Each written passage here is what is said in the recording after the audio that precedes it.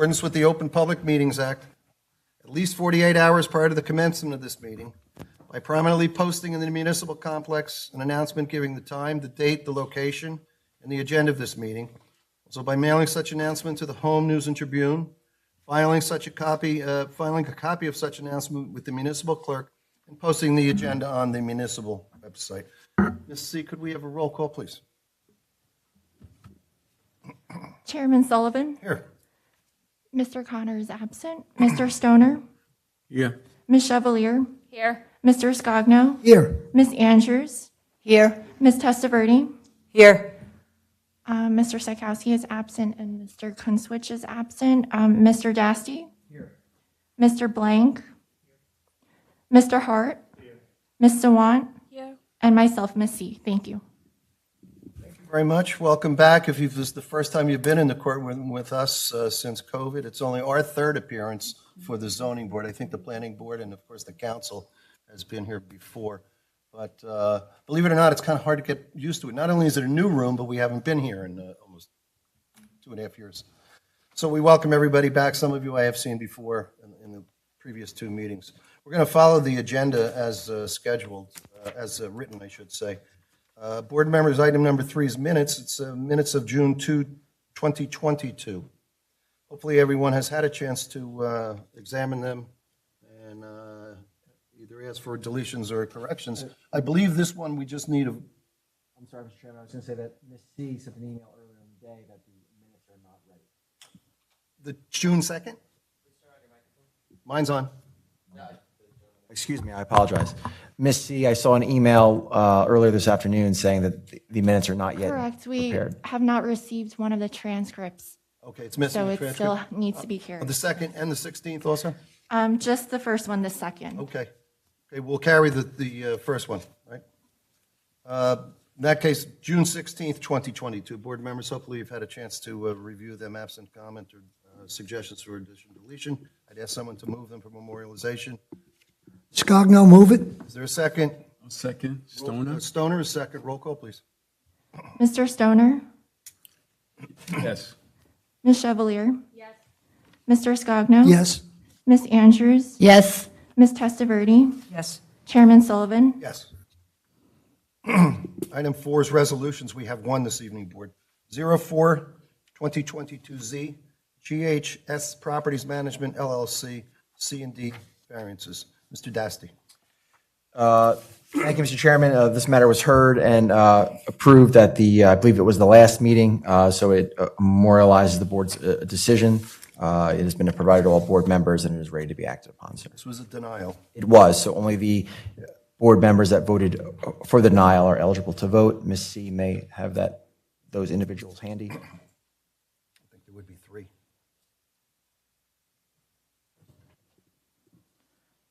That would be Chairman Sullivan, Mr.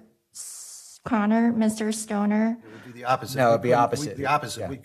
I'm sorry. It was It was a use, it only got 4 votes. so 4-3, so the 3 can vote, not the 4. Because it was a denial, Okay, because it didn't receive a majority. okay. I think we have that written in the So I resolution. believe, No, not yet. We're going to do this one first. I have it, yeah.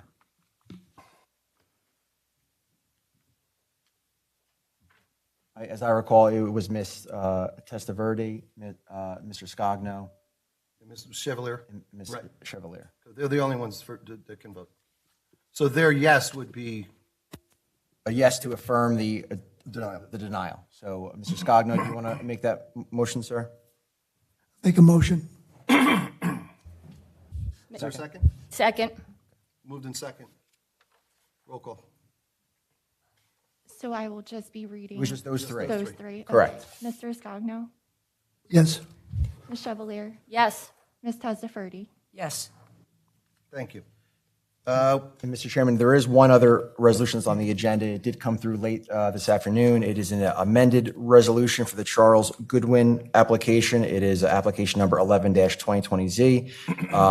The slight amendment to the resolution, and speaking with Ms. Sawant yesterday, is that the memorializing resolution had the floor area ratio that was in the review memorandum, but in fact, it was the plans themselves that were part of the application had a larger floor area ratio of 0.263, whereas 0.19 is permitted. It was voted upon and approved at the May 5th, 2022 hearing. So it's just that slight amendment. That way, the resolution and the application can go through the building department. To add that the zoning officer and myself have compared the plans. The plans have not changed. It's just that when the plans were filed to the building department, we noticed the discrepancy, but the plans always had the correct FAR. It's just a typographical error in the resolution. Thank you, Ms. Swan. Would someone want to move that resolution? I will. Is there a second? Second, Scogno. Roll call, please. Mr. Stoner, Yes. Ms. Chevalier, Yes. Mr. Scogno. Yes. Ms. Andrews, Yes. Ms. Testaverde, Yes. Chairman Sullivan. Yes, thank you. Now we can move forward. Yes, sir. The next one is item 5 is completeness waiver. There is one, 07-2022Z. It's B&R Gas, Inc. It's in the neighborhood commercial zone, the CN zone. It's block 26021, lot 81, 957 Englishtown Road is the location for a proposed project.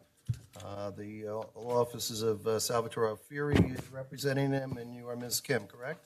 That's correct, Chairman. Let me read the Ms. Sawan's memorandum to the board. Again, dated July 18, 2022.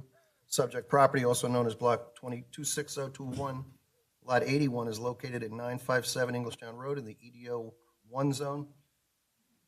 I think that's a conflict there. We have, is it the CN or the EDO?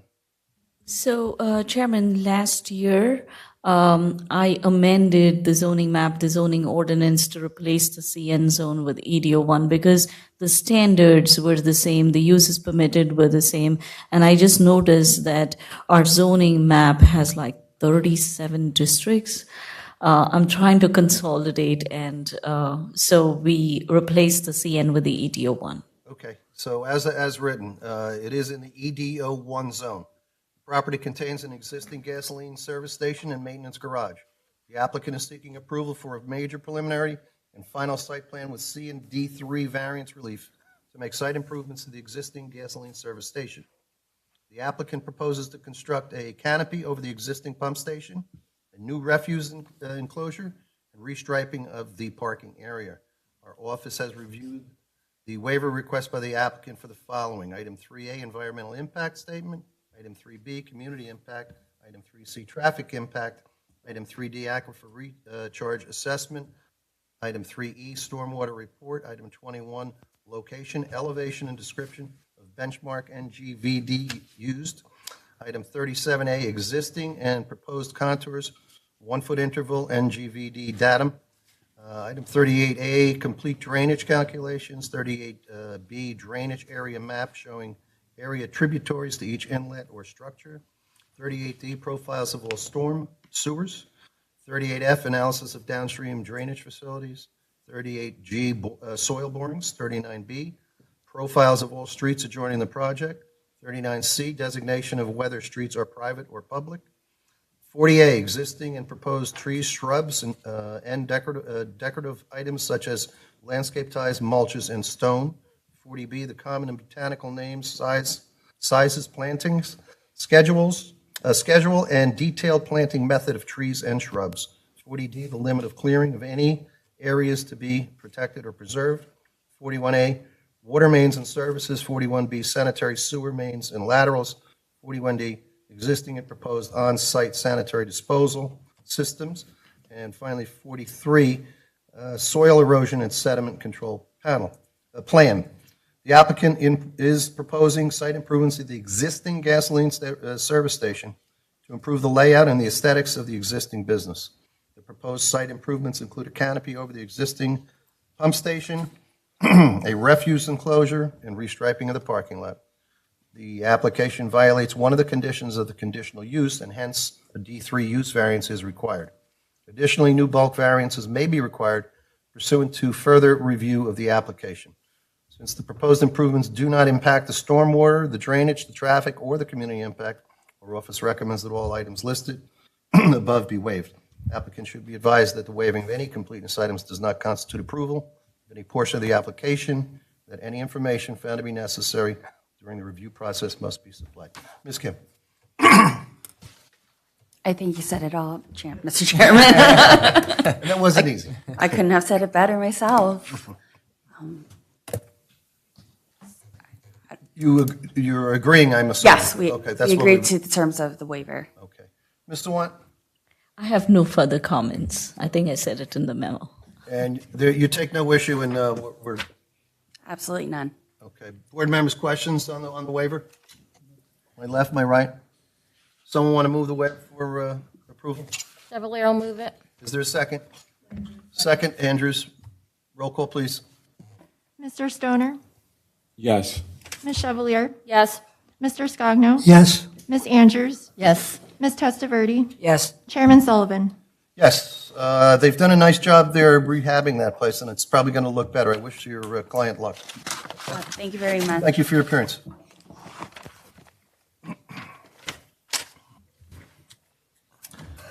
That brings us to the applications board. Let me just announce two things. One, if you have a copy of this agenda, there are two items that aren't going to be heard tonight. That would be item 52-2021Z. That's RD Management Corp. F. That's frontage on Route 18 and Foxborough Drive at Block 16004, Lot 53. The applicant's being represented by Kenneth Pape, and the applicant proposes the development of a three-story building with 120 residential units. That has been adjourned. The applicant is asking for that to be scheduled for September 15th. Am I correct? That is correct. And that's when I just did want to have a chat with the board about the scheduling. Yep. Let me just announce the other one, and then Right, and we'll get back to this one. Yes, we can go back to that. And the other one adjourned for the evening. If you're here on the matter, it's not going to be heard. 41-2021Z, Olivia Smith. That would have been the last item on the agenda for tonight. That's in the R20 zone, block 10261, lot 5, located at 9 Annie Drive. And I believe that's a fence issue. The applicant there also requests an adjournment, and that hearing is going to be rescheduled for August 18th, 2022. And I would assume there'll be further notice.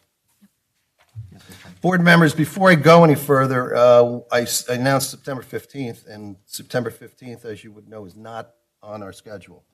But R&D and another couple issues were scheduled for September 1st. September 1st is going to be canceled. We're not going to hold a meeting on September 1st.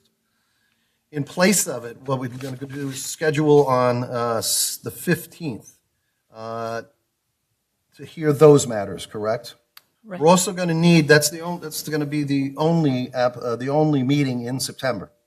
RD management, yes, September 15th. Yeah, that's what I'm saying. That'll be our only meeting in September. I believe so. We're going to have to pull together to get a special meeting in September, late September or early October, in reference to the two fire company applications that need to be attended to. And we really don't want to delay them.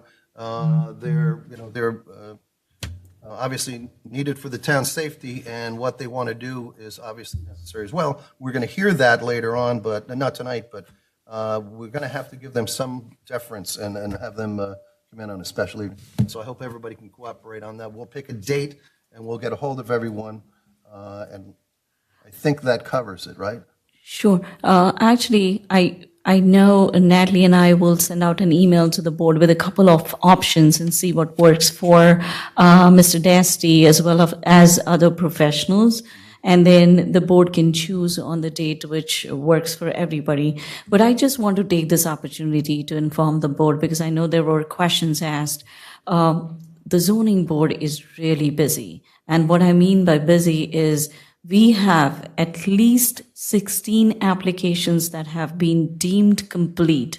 There are many more in the pipeline and which are close to being deemed complete. And what I mean by that is With the current 16 applications, we are already giving out dates into November and December. But those are not even realistic dates because some of the bigger applications will get carried into, they will need 2 or 3 nights, and which means we are already bleeding into January, February. There are smaller businesses. There are also the fire company that has been waiting. I would hate to see them wait for 6 months before they are heard. Mr. Hart is in front of the zoning board with a minor addition for his firehouse. We have Lawrence Harbor Fire Company that just needs an approval on an LED sign, and then they have to wait. So I'm trying to move along these applications as fast as I can. So I do appreciate your cooperation, and especially summer months, we had just one meeting, and I think that has also attributed to the wait. So I do appreciate your efforts and your willingness to attend additional meetings. I did reach out to the administration with a report on what applications are scheduled so that even they are aware that we're really busy. Thank you, Mr. Wan. I'm sure the board will work in cooperative spirit with the town to Thank you so much. accomplish this. Yep. All right, having said that, board, So September 1st is canceled. September 1st is canceled. Will be no meeting on September 1st. We'll move forward with the first application of the evening in that matter. If you want to have any comments about the scheduling, we can do that in the final portion of the evening. 2G, this is 83-2020Z, 2G Poor Farm LLC, located on Poor Farm Road. Tonight is for major preliminary and final subdivision. Robert McGowan is representing the applicant. Mr. McGowan, good evening. Good evening. Good evening, Mr. Chairman, members of the board, professionals. Mr. McGowan, just as an initial matter, some of the board members were not here at the last meeting this was heard.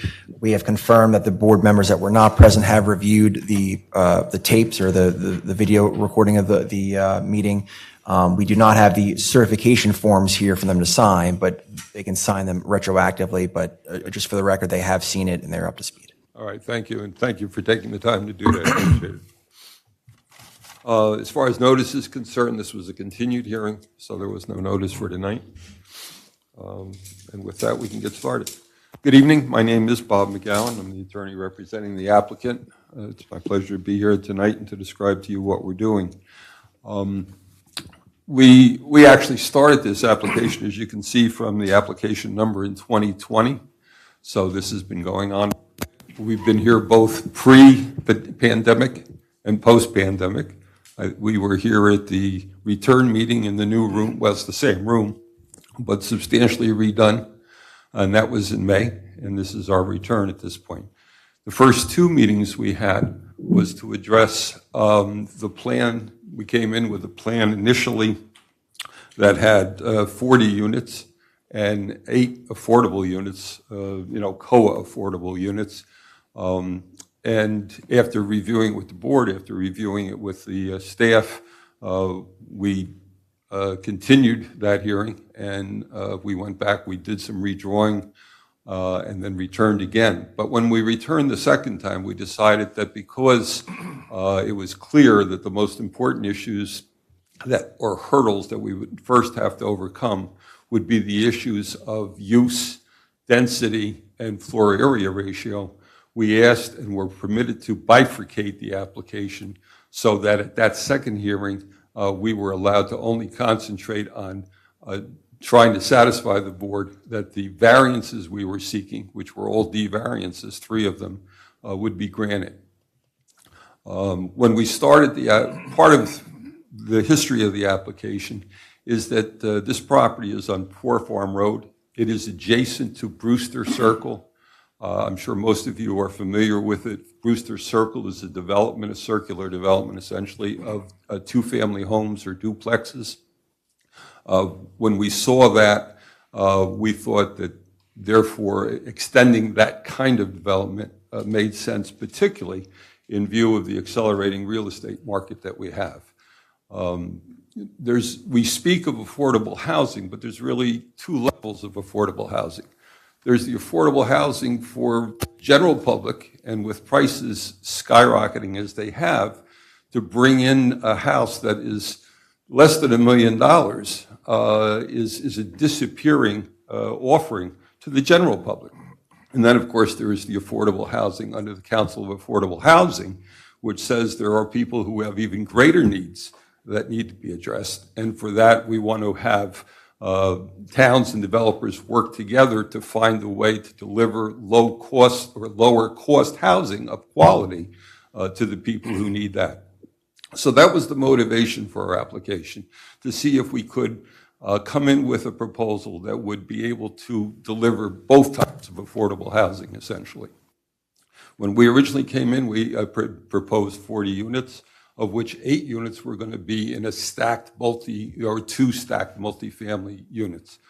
In working with the planner in particular, who is a very strong advocate of the COA affordable housing, as well as housing and planning in general, she has prevailed upon us over time to realize that that's perhaps not the best way to address the issue, and she would prefer, and COA would prefer, and probably all of us might, that the housing be almost seamlessly integrated into the overall development. And so through those discussions and efforts, the plan that is before you tonight, in fact, does integrate the COA affordable housing with the rest of the housing, so that if you were to enter the development, you would be challenged to be able to visually determine which units are affordable under COA and which are not, which are the market units. So we are here, when we were last here in May, our engineer Kevin Shelley, who is here with us again tonight, will have some comments just to update what has happened since the May hearing, pretty much went through his complete engineering testimony and addressed most of the issues, if not all of the issues, that are in the combined planning and engineering report that you have before you, that was compiled by Nicole Shapiro and by Vina Sawan. So Kevin will address those issues. Then after that, we have John Vincenti, who is a principal with the developer company and also a civil engineer. He will discuss with you what the product or what the homes are looking like and what is being proposed for the development. And then finally, we have Dave Fisher, Dave Roberts, Dave Roberts, who is the Director of Planning and Development in Toms River, New Jersey, is a professional planner, has done this for many years, who will address the justifications for the remaining variances and the remaining considerations that we'd like you to consider and hopefully approve tonight. With that said, I'd like Mr. Shelley to come up. He has, of course, testified before, but if anyone wants to hear his credentials, he's certainly willing to offer them. Mr. Shelley, would you mind raising your right hand? Do you swear or affirm to testify truthfully in this matter before the board? Yes. And can we have your name again, sir, for the record? Kevin Shelley, last name Shelley. Thank you. Mr. Vincenti is going to hand out a color rendering of what the layout of the development is, so it's easier for your reference.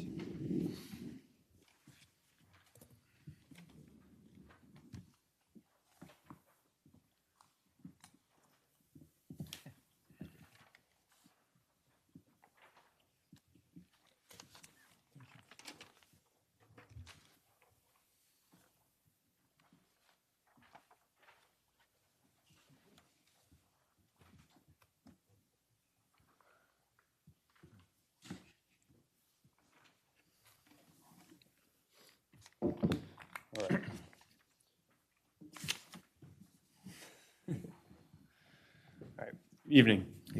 As Mr. McGowan indicated back at the planning board the hearing last in May, I had given my engineering testimony for the project, walking you through the circulation, the parking, the units, the zoning setbacks, the variances and the waivers that were required as part of this application.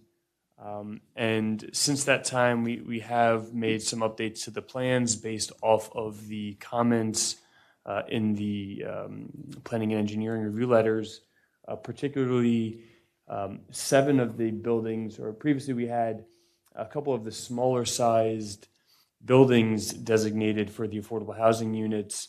Again, based off our conversations with the board's professionals, we've amended the plans further. Instead of having 4 of the smaller size units, we now have 7 of those smaller units that are integrated throughout the development. 7 units within the site, as Mr. McGowan indicated, will be the COA affordable housing units. The purpose of swapping some of the larger buildings with some smaller ones was to, again, create that integration of the community where you now have the ideas as you pull in, you're not saying, well, this is a COA unit, that's a COA unit. There are market rates as well as COA units within these buildings so that this is a truly an integrated community.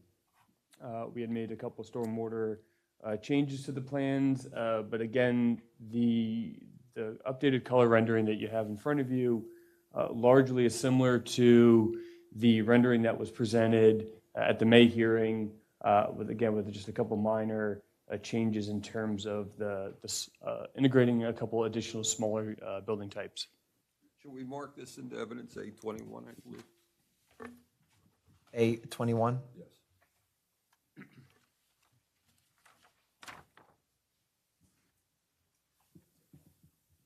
And what do you want to call it, Kevin? This is an updated color site rendering. Last revised July 19, is that correct? Correct. Point of order. You address them as units. What are they? Townhouses? No, they're duplexes, attached single-family homes that. So they're duplexes, townhouses? Nope. No, They're an attached single-family home. single-family home. Thank you. Just one mate wall down the middle. So the only additional engineering kind of testimony that I wanted to make sure we discussed tonight, we received the joint planning and engineering review letter dated July 19th, where it was the recommendation that we also seek a additional variance for the impervious cover on the property, whereas 45% is the maximum permitted in the R20 zone, and it was recommended that we seek the variance to permit 55%, which would allow the future homeowners of the development to have patios, decks, pools, other types of impervious surfaces like that would not require them to come back to the zoning board for approval. Some of these properties are already right at the 45% maximum right now. So if somebody wanted to come in and put a little patio in their backyard and submit an application to the zoning office, they would be denied until they needed to come to the zoning board.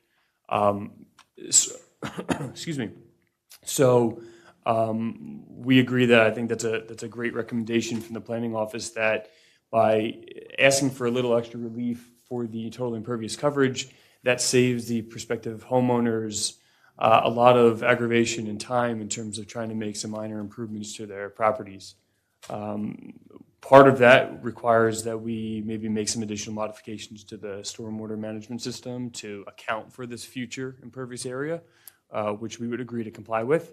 But we think it's important to come in and make sure that we're not overburdening the zoning office and the zoning board with additional applications, like Ms. Savant just mentioned, that there's a long list of items to have something like a patio come in. It kind of seems not a great utilization of everyone's time. So we think we can make the appropriate modifications on site to account for this additional runoff while saving the prospective home buyers the aggravation of having to go through this whole process. Part of that, as I said, some of these properties are already right on that 45% coverage limit. Some of them are also very close to the proposed 20-foot rear yard setbacks. So any type of patio that's attached to the house that extends out into the rear yard, there's a couple instances where even an 8-foot deep deck off the back of a house would now encroach into these setbacks too. I think there's a couple properties in particular, the two located just past Lucy Drive there, lots 20.33, 20.34, 20.35 and 20.36. That we would just, again, ask that if it would be a condition that any decks possibly be allowed to encroach 5 feet beyond that rear yard setback line, to allow them some flexibility to create a deck like that, again, without having to come back to the board. Is that area fairly well landscaped as far as the dividing line between Brewster and this proposed development? Between Brewster, yes, there's a substantial existing buffer in the back. You can see it on the rendering behind the rear yards of the Brewster Circle development, and we are providing a minimum 15-foot existing vegetative buffer on that property line, along with a significant retaining wall, as our property will sit well below the elevations of those properties. And there is additional landscaping that we are proposing in that buffer between the two communities as well. And besides that, we have reviewed the other comments and the requests in the July 19th letter from the Planning and Engineering Office, and don't take any exceptions to the additional comments that are requested of us, adding some supplemental information, creating easements in those landscape buffers, a couple other minor items that we'll agree to comply with as well. All right, Kevin, some of the comments seem to indicate that further plan revisions are needed to address those comments. You'll take care of that? Correct. Okay. And to the extent that there have to be disclosures to future home buyers as far as any restrictions and so forth, we will certainly work with both the planning office and the township attorney to make sure appropriate disclosures are made. And that has to do with the easements and that kind of thing. Okay. Are there any questions? I want to go to Ms. Sawan. Yes, sure. I think board two issues in the memo. One was the impervious coverage, and the other was, I'll leave the affordable housing to the end, but impervious coverage and easement. And this is only share out of experience working with the zoning office that I noticed that when developments are approved with a use variance, which means the use is not permitted in the zone, right? And when that happens, the bulk variances are generally assumed by the use variance. But then in the past, what I notice is impervious coverage gets a little overlooked, because when we approved the Woodhaven development, when we approved Oaks development, we approved a building coverage, but there was no limit on the impervious coverage. Then what happens is when the zoning officer is reviewing it, he goes back to look at the underlying zone. If the underlying zone is a single family home, obviously the impervious coverage is going to be lesser.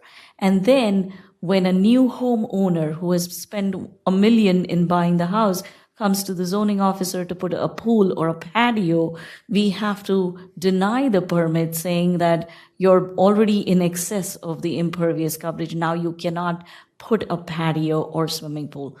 Nobody's going to be happy with that answer. A lot of angry residents on that. And now I am working to fix those GDPs or write new ordinances to allow a higher lot impervious coverage so that these homeowners can put in a pool. This is not identical, but yes, the underlying zone is R20, where the impervious coverage is only 45%.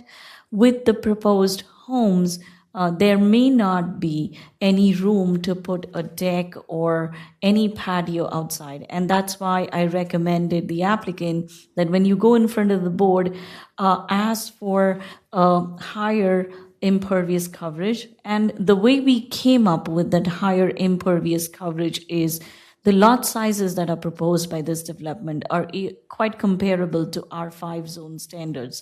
R5 zone has a 55% impervious coverage. So we thought it was appropriate for the applicant to ask for a variance and get impervious coverage approved at 55%.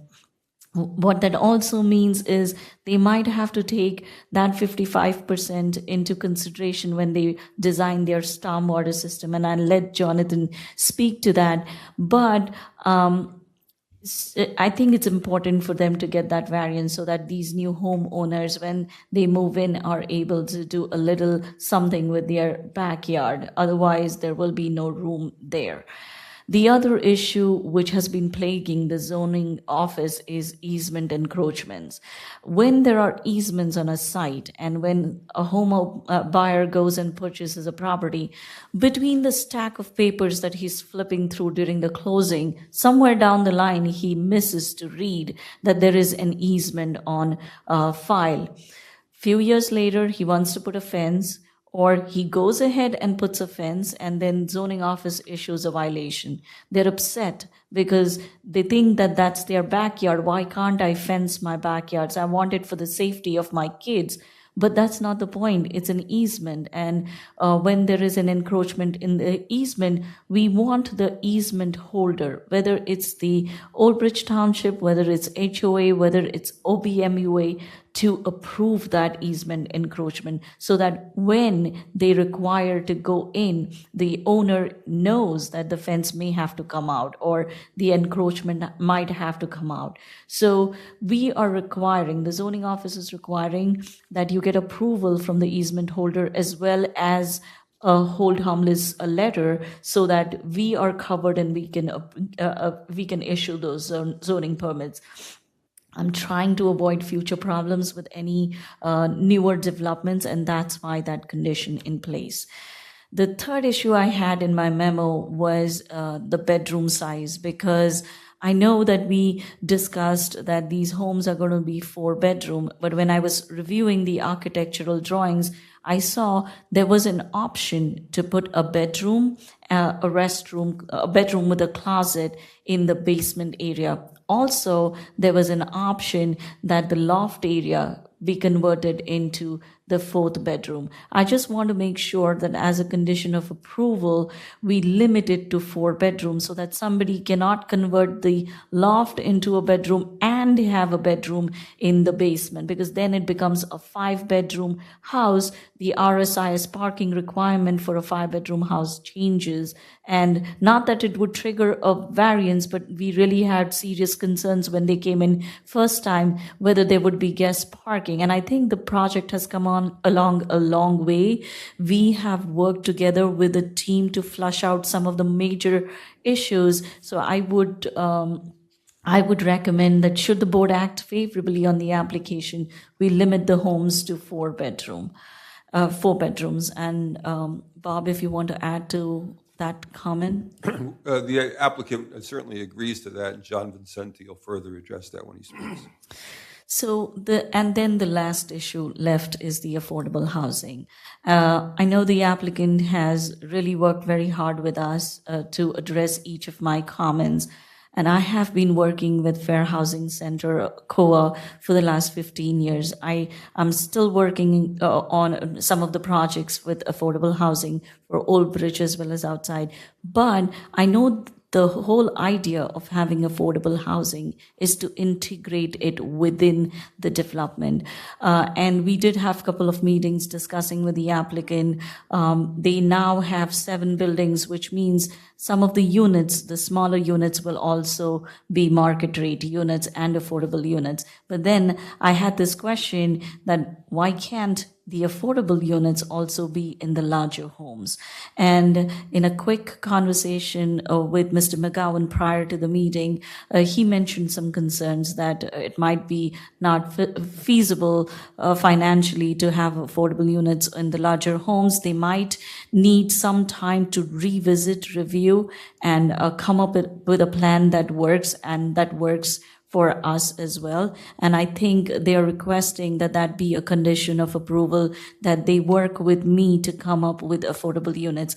I bring that up because if it comes to a point that all the homes, all the 35 dwelling units have a smaller footprint, then I think they will have a better usable rear yard. And then you may not require the rear yard setback, the additional encroachment you're asking for decks. You may not require that. And so it's something that I would like to work with the applicant should the board act favorably on this. But Vina, you agree we should still seek 55%, because again, that's consistent with the zones. that Yes, this would otherwise I think fit you in. should have that on in the resolution. Because, we never know, 10 years down the line, somebody comes in and there is no regulation in place. Again, I go back to the underlying zone and it's a mess. So,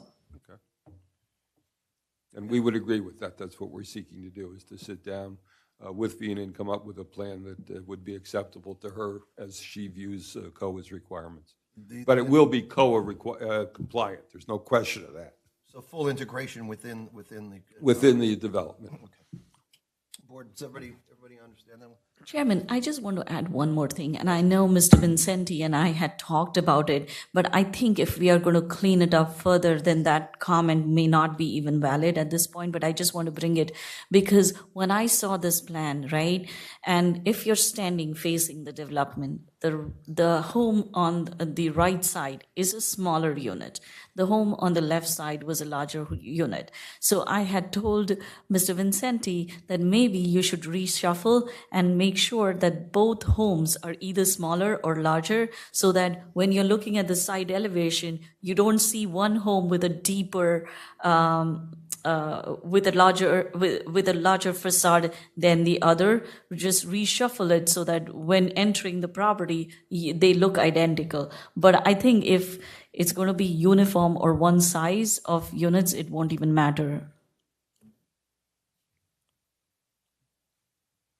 Again, John will address that, and I can't, the statement speaks for itself. The engineer next to you tonight is? So let me introduce you. This is Jonathan Blank. He works with the engineering office. He's a certified engineer. He is in place of Nicole Shapiro. And he is fully aware of every detail on the project. He has been involved in reviewing the application as well. And Mr. Blank, do you have some comments or questions? Yeah, I'm happy to hear that the applicant will be addressing all of our stormwater comments.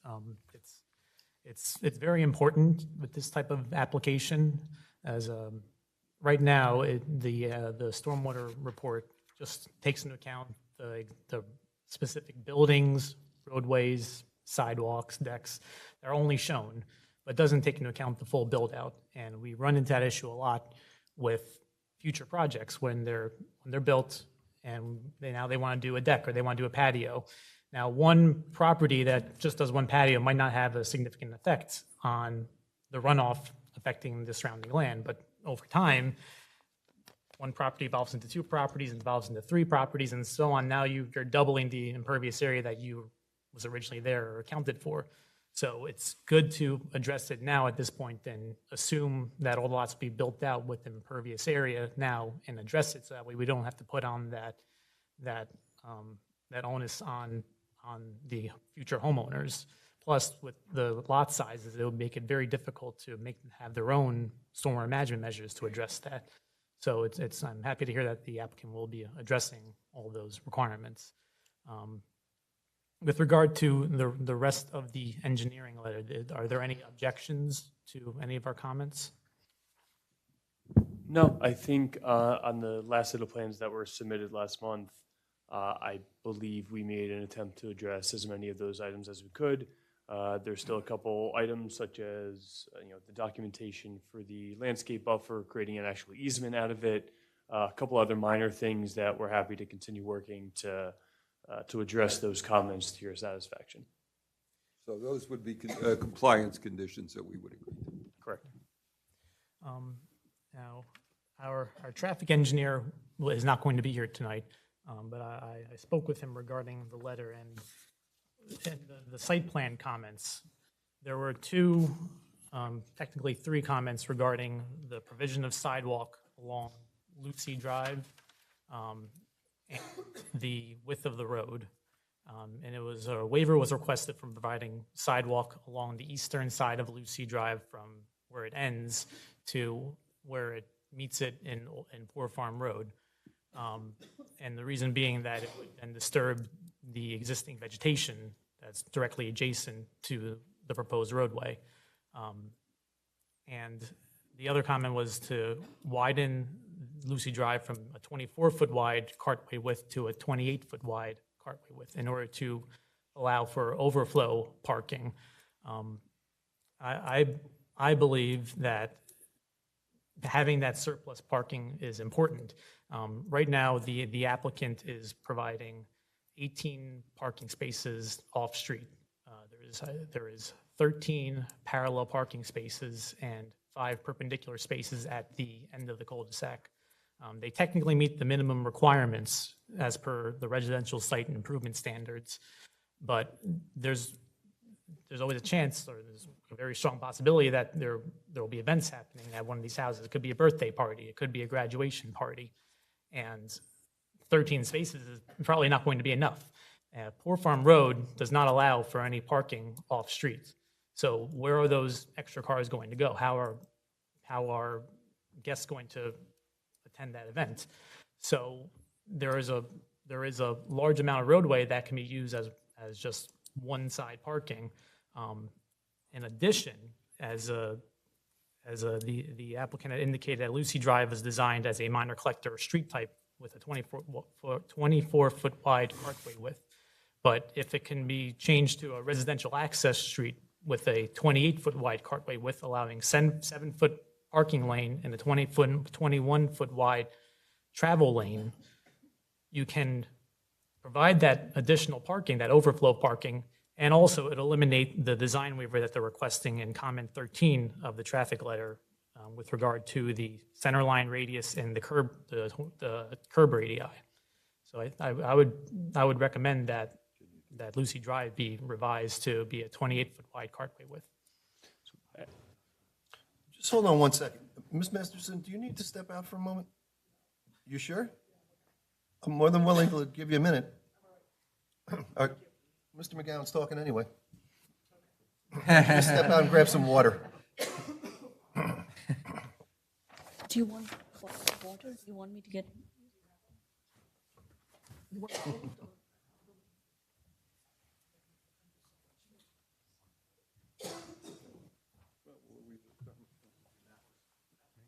We're off the record at the moment. Okay.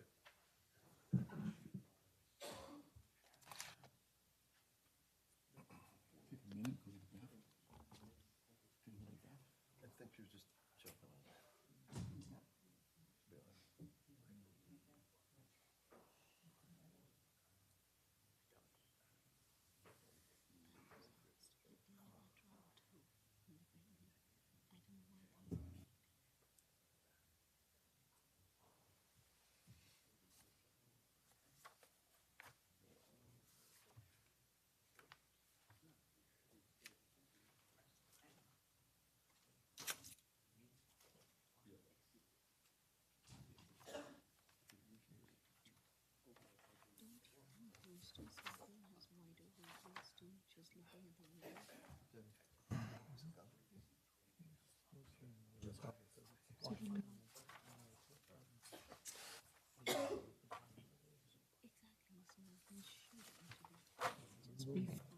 Let me know when you're ready. All right, we'll go back on the record. Mr. McGowan. I'm going to let Kevin respond first, but going back to the beginning of this, the first 2 meetings, when we applied for the use variance, this very issue was very heavily discussed. And we had, I don't believe there's anyone here on our application tonight other than us. But at those meetings, we had neighbors from the Brewster Circle development who did attend and were very interested and very actively engaged in what was going on. And one of their primary considerations was that they wanted as much buffer as we could establish between this development and their development. And so working between the width of the road and establishing buffers and so forth, this is the development that everyone seemed to come to a consensus on at that meeting, at least as far as road widths are concerned. And then we continued to work on the type of units and the affordable housing and so forth. Kevin, can you add to that? No, that's exactly it. And that's the reason why we're not proposing sidewalk on that side of Lucy Drive. It's it would encroach further into that existing buffer between this development and Brewster Circle that we're trying to preserve to the maximum extent feasible, which is what we said we would do during the use variance approval.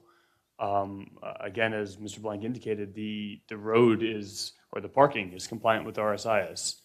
We meet the minimum guest parking space requirements. The roadway. Why does it matter that it's compliant with RSIS? What is that? It governs all residential. That's the state That's the- statute which lays out what the requirements are. Exactly. So we're compliant with every parking, with every roadway design. Again, we've asked for the waivers for last hearing, we asked for waivers for a center line radius of Lucy Drive. It was 150 feet is required and 100 feet is proposed. Again, it's in an effort to, the wider the radius, the faster cars see it and they want to go down it. So we felt that as with the smaller radius, that promotes cars to drive slower through this neighborhood. A smaller curb radii, still travelable, the fire trucks can still easily navigate the community, but the smaller radiuses prevent cars from taking a turn too quickly. We have a sidewalk around the entire interior as well as the entire cul-de-sac, the crosswalk between the communities, so residents of this community as well as other communities can walk through this entire development safely. Adding an extra sidewalk, again, it is a recommendation, it is RSIS, again, anywhere you can have additional sidewalks for the communities to walk, it's promoted. But in this instance, again, we believe that the waiver is warranted to preserve as much of the buffer between us and that neighboring community as possible, which is exactly what we said we were going to do when we came in for site plan approval. And we have adequate parking according to the RSIS standard? Correct. Do we just meet it, or do we in fact? Overall parking, we greatly exceed the requirement between the two-car garages, the 20-foot wide driveways. Again, we are allowed to count a two-car garage and a two-car driveway as 3.5 spaces, again, which greatly exceeds what the RSIS requirement is for a 4-bedroom house. And again, that we also meet the requirement for the minimum guest parking spaces as well. And part of the redesign, as this development emerged over time, and part of the redesign was to make those driveways wider to accommodate additional parking. Is that correct? Correct. You know, all the units now have a two-car garage and a 20-foot wide driveway to account for exactly that, to make sure we have as much parking as possible. All of the units, including the affordable units? Correct. Okay. Mr. Blank? With regard to the sidewalk, I would agree with that waiver, because with the sidewalk, you have a 4-foot wide planter strip and then a 4-foot wide sidewalk. So you're doing an additional 8 feet of disturbance beyond the curb line, which would very much cut into the existing vegetation. But with widening the roadway, you would only be widening it 2 to 4 feet at most to allow for that additional parking. Additionally, just looking at the plan, looking at the western intersection with Lucy and Poor Farm, wouldn't the intersection be able to be shifted more to the east to kind of prevent that additional disturbance into the existing vegetation? It's my opinion that any widening or shifting of that drive aisle as it goes out to Poor Farm Road impacts capacity of the stormwater management basin. It impacts the buffer of Brewster Circle there. By widening the additional 4 feet as additional impervious area, it cuts into the side slopes down into the basin, and again, it would cut into that buffer. If again we're talking 4 feet, I understand, but it's still 4 feet that would be impacting that community. It's 4 feet in width times the entire length of the roadway. Correct. Yeah. So again, our opinion is we meet RSIS requirements for parking, and we're asking for the waivers for the sidewalk. We're not asking for a waiver for the roadway. The roadway is designed in accordance with RSIS requirements, with the exception of that sidewalk. We're just asking that, we disagree with the comment from the traffic engineer, just requesting a wider road to provide additional parking beyond what is the requirement and the state standard. So we would ask the board to. Understood. Mr. Blank, anything further? I'd just like to say that with regard to stormwater, those capacities can be resolved through engineering means. So I don't agree with the decrease in capacity, because you can propose retaining walls to increase capacity if you can't meet the required slide slope. There's other ways to address that. I still recommend that the road would be increased to 28 foot wide, because there are other ways to mitigate the disturbance in the vegetation and also benefit the future homeowners with additional parking. Okay, sir. With regard to some other comments in the traffic engineer's letter, there was a comment regarding lighting. There were light fixtures proposed outside of the right-of-way on residential properties. I would ask as a condition, if approval is granted, that those light fixtures be relocated to the planter strip between the sidewalk and the curb. No problem.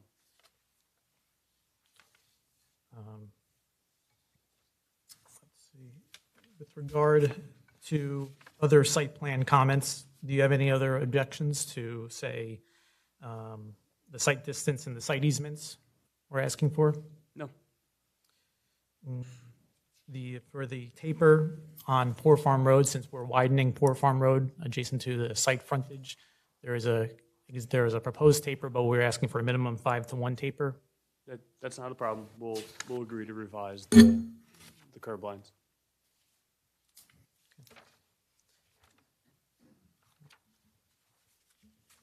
And lastly is with the traffic engineer's comments.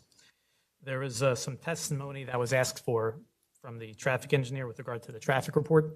Do you have a traffic engineer present to handle that testimony? No, not this evening. What was So there were 5 comments with regard to the traffic report. There was testimony should be provided regarding how the revised development proposal may impact the findings of the submitted traffic study. Mr. Vincentio is prepared to address that this evening. Okay. All right, so we will wait for Mr. Venti's. He's next up. Yeah. I have no further comments. All right, thank you. Ms. Swan, I see. Yeah, Chairman, I just want to clarify one thing. I know there was some comment about the landscaping plan, so would you work with us? Should the board act favorably? Because there was some concerns about the buffer area, and I think we can easily resolve those issues. Yep, we agree. Thank you, Chairman.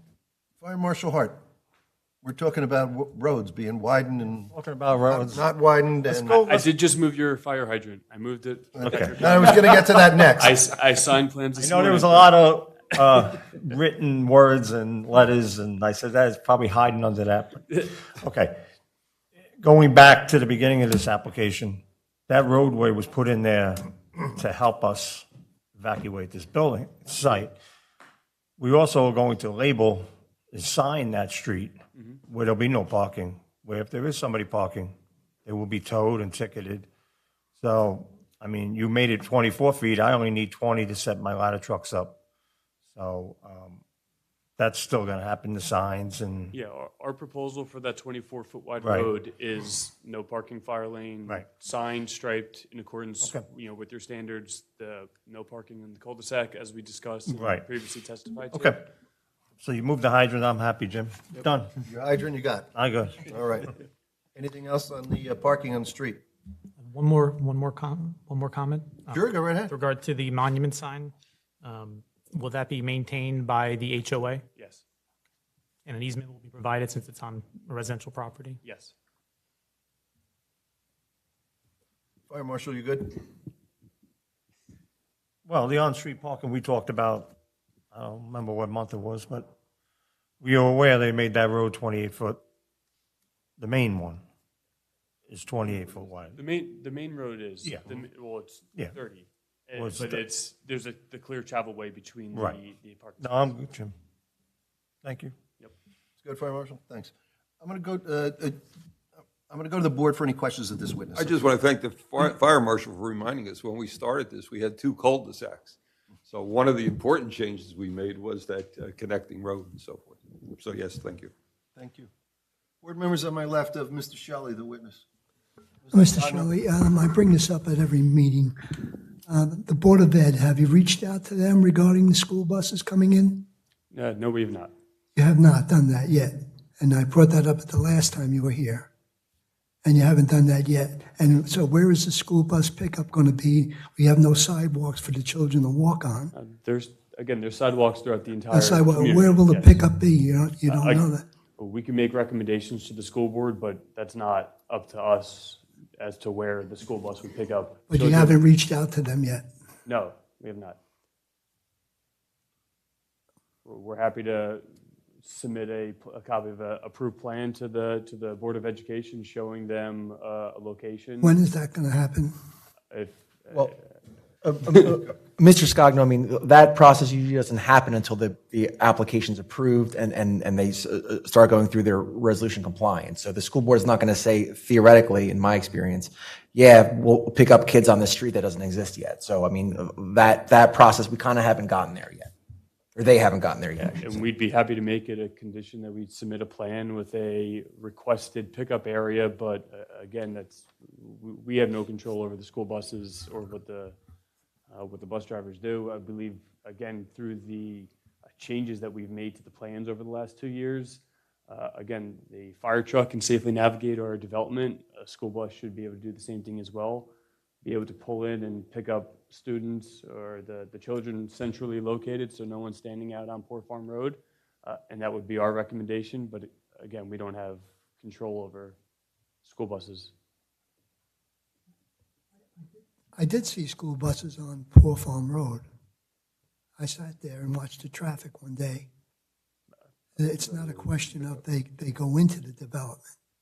What if they had to go outside the development onto Poor Farm Road? That is out of our, Yeah. again, we could request that they do an internal pickup. You had but talks of nothing- putting sidewalks in where you there can are walk to Route 9. You remember that? We never, they were talking about concerns about trying to walk to Route 9. We have sidewalks around the entire community. At any home that there's a child, they have safe passage to walk a sidewalk with a crosswalk to get out to any school bus stop that's internal or out on Port Farm Road as well. There are safe sidewalks and crosswalks throughout the entire community. Again, we're happy to submit a plan with a preferred pickup location, but beyond that, it's out of our Okay, control. I'll wait for the plan. Anything else, Mr. Scogno? No, thank you. Ms. Chevalier? Yeah, hi. I don't know if it's you I want to talk to. I was watching the last meeting. I want to touch on the 100-year stormwater. It's supposed to be 25-foot buffer. The requirement is 25 foot to a property line. Right. And what are you proposing? And it's how many units that are going to be short? It would be the It'd be- three buildings, so there would be two, technically it's probably this lot too, so that would be 4 7 buildings. lots. Again, the 100-year storm, you'll see, again, the light tan area is the sand bottom basin. We have a perimeter fence around the basin and this landscaping. This fence line is the 100-year storm elevation. We've done analysis that 100-year storm does not encroach onto other people's properties. It is entirely fenced, and we have also done analysis included in the updated stormwater report that was submitted that shows the effects that this basin has on the groundwater table and potential impacts on those adjoining houses as well. But you're still reducing the buffer. Yeah, we're still asking for the waiver for the 100-year storm within the Just wanted to make 25-foot. sure I was clear on. With the intention of providing as much usable backyard for these residents as possible. I understand that, but it's state adapted in the town that we have the 25-foot buffer. Yep, understood. Anything else? No, thank you. Mr. Stoner? Mr. Shelley, you said there's no parking in the cul-de-sac, correct? Besides the perpendicular spaces, a lot of times you'll see a cul-de-sac in a residential community that's just the bulb of the cul-de-sac. And cars will come in, they'll just kind of pull on a 45 and park there because it's easy. And what it does is it blocks fire safety. The fire truck cannot navigate. So besides the spaces that are striped and designated in front of the tot lot playground area, the other spaces around that curve of the cul-de-sac will be signed that there's no parking, fire lane, to ensure that nobody else parks there. Okay, all right, thank you. You're welcome. Ms. Andrews? Yes, my concern is with the basement bedroom with the closet, if it's used. Is there an exit out of the basement in the event of a fire? Maybe I should ask Mr. Hart here. That's my main concern, is being able to exit without having to go up a stairway to get out a door by there. Or is there any other exit that there could possibly be a window that may be wide enough for someone to climb out? What would that be done? Because as far as the loft goes, I don't see how you can do anything to get out of a loft other than climbing onto the roof, and that's another danger in and of itself. So Mr. Vincenti, as he goes through the house plans, will be able to kind of point out some of these questions. Again, we're agreeing about the 4-bedroom maximum, that there isn't going to be lofts and basements. Obviously, if there's a bedroom and a basement, it needs to be compliant with all requirements. But I think maybe as you go through the house plans, maybe you can address some of your concerns, or he'll be able to address them specifically at that time. Okay, and also I just wanted to know, and this is something different, in the event, and perhaps I'm being a little premature, in the event, because this is two-price housing, so to speak, if a homeowner from a smaller home, I hate to use the word low income, but a smaller home wishes to sell, who determines what the price is going to be and that it's going to be sold to another person who should be able to move into that particular type of a setting? How would that be taken care of? Homeowners Association or No. percentage of market value of other homes? Those conditions are controlled by COA, actually. Okay. In other words, they are deed restricted, and then there are regulations that have to be complied with COA. Vina? Just to chime in, the township has an administrative agent, CGP&H, that really administers and monitors the affordable housing for the township. And then Nicole and I'm involved as well. Okay, I just want to know. Thank you so much. That's protected. Thank you. Ms. Testaverde? No questions, thank you. Thank you. Next witness? Mr. Vincenti? Thank you. Thank you, sir. Bring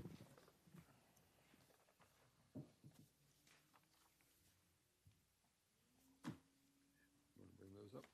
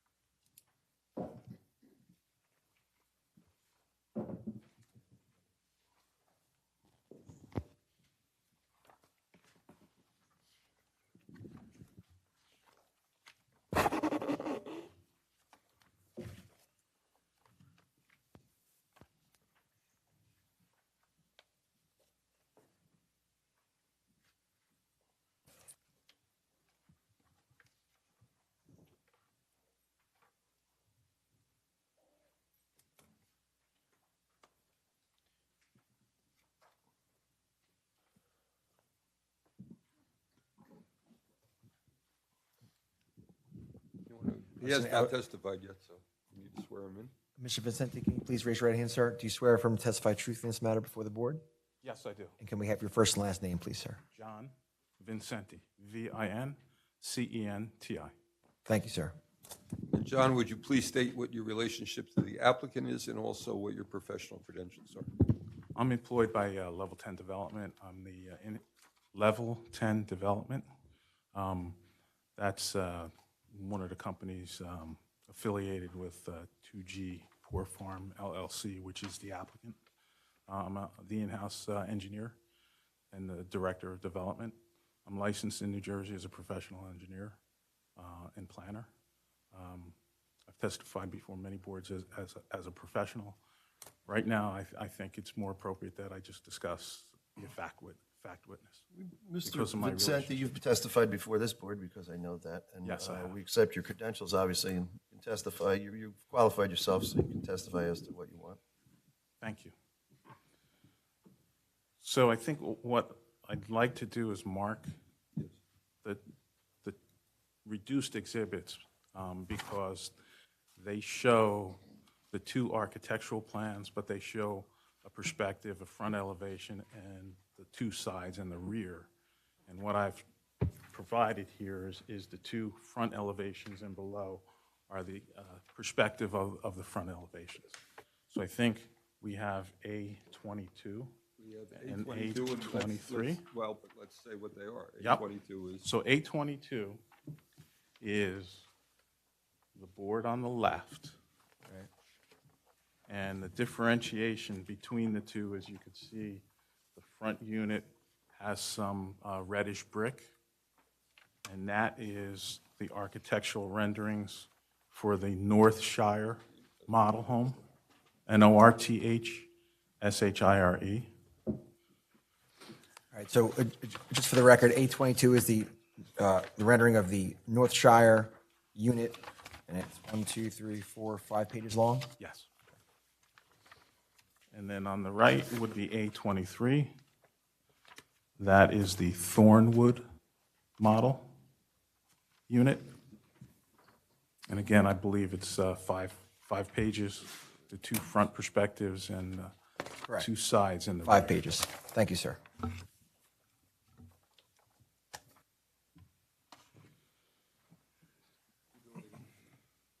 No. So I think your planner's goal, the staff in general, as it related to the architectural plans and the affordable housing, was basically to design architectural plans that integrated the affordable housing units into the development in a seamless fashion, so that when we looked at the buildings from a front or side elevation, it was almost indistinguishable to differentiate between what would be the market units and what would be the affordable housing units. And I think if you look at the two exhibits I've shown here, as well as what I've handed out, if I didn't tell you what they were and give you the two model names, I don't think you could easily distinguish between the two. And that's really what the goal is. We integrated not only some different types of materials, but varying roof lines.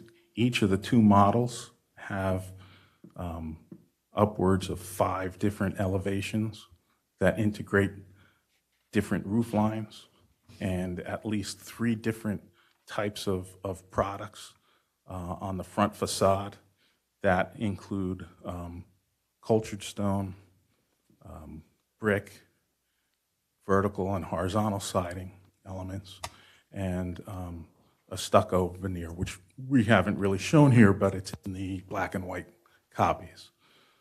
So, you know, from the street, we wanted to present that the homes are not exactly identical, but very similar. And from the front perspective, the difference between the North Shire unit and the Thornwood unit is essentially the overall width of each individual house. Now, what we're showing here is a duplex unit. It's 2 homes. But the base width of those homes varies, either 28 feet or 24 feet. So we're dealing with an increase of 4 feet between the 2 homes. The North Shire is the larger of the units. It's 28 feet wide. The Thornwood is 24 feet wide. The other goal that we tried to do is offer the same amenities in the way of the house for all the homeowners in the community, from the number of garages. From where we started, we had units that did not have garages that were like condominium units, I think one building was 6 units, the other may have been 5 or 4 and 5. And those condo units had on-street parking. They didn't have a garage. We then went to a one-car garage townhouse unit. And we've gotten to the point now where, the front elevations and what we're proposing for all the homes are essentially identical. Each house will have a 2-car garage and a 2-car driveway. Each house will have 3.5 bathrooms. Each house will have either 3 or 4 bedrooms. The affordable housing requirements require us to offer a mix of bedrooms. Actually, there's a requirement of 2, 3, or 4. There's a minimum number of 2 bedrooms for the affordables that are required. We're going to try and get that waived so the affordables would have a 3 or 4 bedroom. All of the market rates are likely going to have 4 bedrooms. We will cap the number of bedrooms at 4. We will not offer any basement bedrooms. From a building code perspective, every bedroom in a dwelling has to have adequate ingress and egress by the way of certain minimum size of windows. So if there's a basement bedroom, there has to be a minimum size window for egress, just to answer the question. However, we will stipulate that none of the units in this development will have basement bedrooms. So all 4 bedrooms are going to be on the second floor. There are options on both units for a loft that can be converted to the 4th bedroom. We anticipate that all of the market units, it's going to be market driven, but we believe all the homeowners are going to really want that fourth bedroom. As many of the affordables will also be constructed with that 4th bedroom in that footprint. From the first floor perspective, all the homes essentially are going to have a 2-car garage. They'll have a half bath on the first level. And then they're all open concept plans. It's essentially a kitchen with a great room. And one of the northward offers what's called a flex room in the front of the unit. That's intended to be optional to the purchaser to either be a living room or dining room area. Right now, the dining rooms in contemporary homes are really not popular. It's all really an open concept. So that's what the architectural plans kind of are focused on what sells in the market. The other thing that's going to be offered, particularly in the Northwood, is in that flex room, there will be an option to kind of partition off a portion of that flex space. And it's indicated as a study on the architectural plans. But with the move to working from home, we believe that study is really going to serve as a home office that will give the homeowners the ability to work from home and not have to commute as often as we may have commuted to work 2, 3, 4 years ago. I think, Ryan Homes is going to build the homes, and they're very in tune with the market, and they've kind of provided these homes that would all provide those types of contemporary amenities. As far as the overall size of the homes, the area, the smaller home, the Northwood, contains 1,922 square feet of living space. The North Shire is a little larger. It's about 2,479 square feet. The overall dimensions of each unit, the Northwood is generally 24 foot wide by 50 foot deep. The North Shire is 28 feet by 58 feet deep. So there are 35 homes, seven which are COA.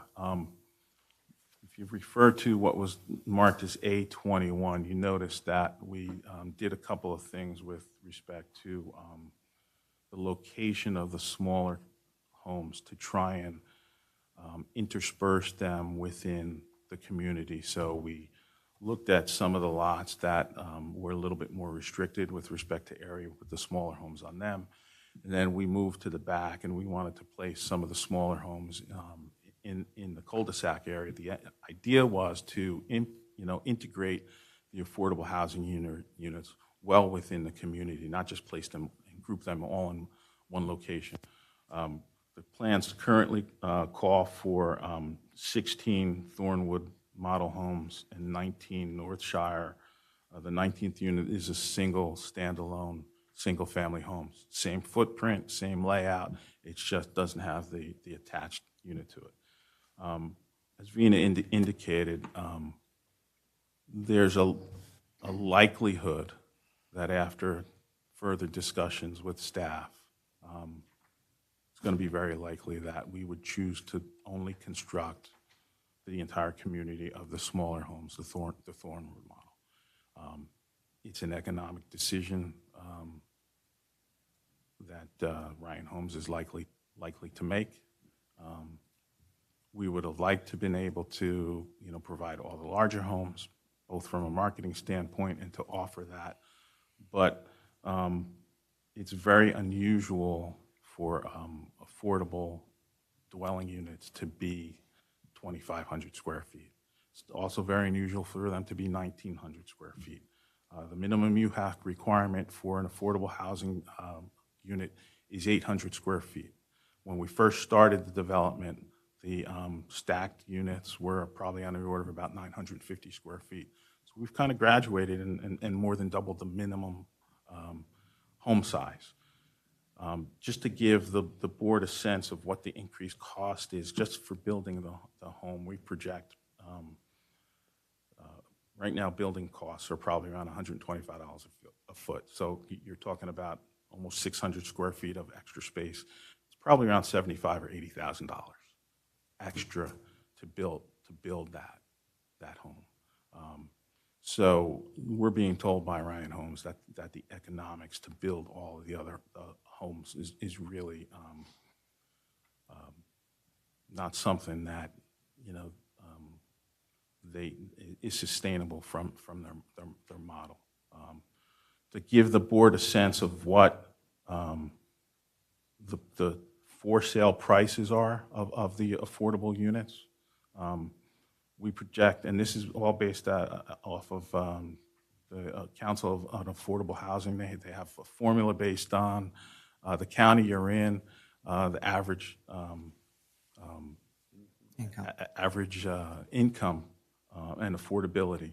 The average affordable home is probably going to sell for around $200,000. It's going to range from about $85,000 for a very low unit that is likely to be a two-bedroom, and then the moderate, the largest four-bedroom unit at the moderate price range will probably sell for around $290,000. That doesn't cost the cost of, those numbers don't cover the cost of the actual construction just of the home. Doesn't also include the cost that a developer has to pay for the land associated with the unit, and also the cost that the developer has to pay to actually improve the roads and improve things. These are really loss leaders. The goal is enhanced additional density so that we can provide an affordable unit. And really, the people who buy these homes are my children, they're your children, they're single parents, and kids just starting out. So that's what the goal is when we looked at this property. That's really what the goal is. The developers aren't in business to make a profit. This is a national home builder. They have an obligation to their shareholders to make money. But the goal is not only that, but to provide a product that, you know, community members who qualify can afford and live in the community where they grew up. And, you know, I don't know where you can buy a 3-bedroom or 4-bedroom house for $156,000 brand new. That's 2,000 square feet. But that's what's going to be offered here. And I think if you look at the majority of the affordable housing developments in Old Bridge in particular, they're all rental units. There's very few, if any, that are for sale units. I think there's Yardley Manor, and that may be about the only one. So you know, this is a small development. It's kind of unique to do something on this small scale, but I think it's a real benefit to the community. So that's kind of where we are with the architectural plans. The other thing I did want to touch on is the traffic. And just kind of go through that. So now you're not being a fact witness, you're using your professional credentials? Yeah.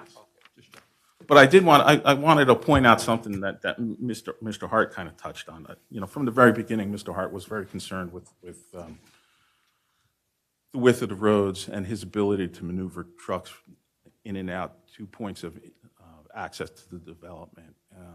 He was very much concerned with the ability to not have conflicts with parking vehicles. And what the recommendation has always been from the traffic engineer was to take that 24-foot wide road that restricts parking on both sides. It gives me 24 feet to drive a larger vehicle through unimpeded without any traffic, without any parking. And the suggestion is to widen it by 4 feet to 28 feet and put a row of cars on the right-hand side. Cars park in 6 or 8 feet.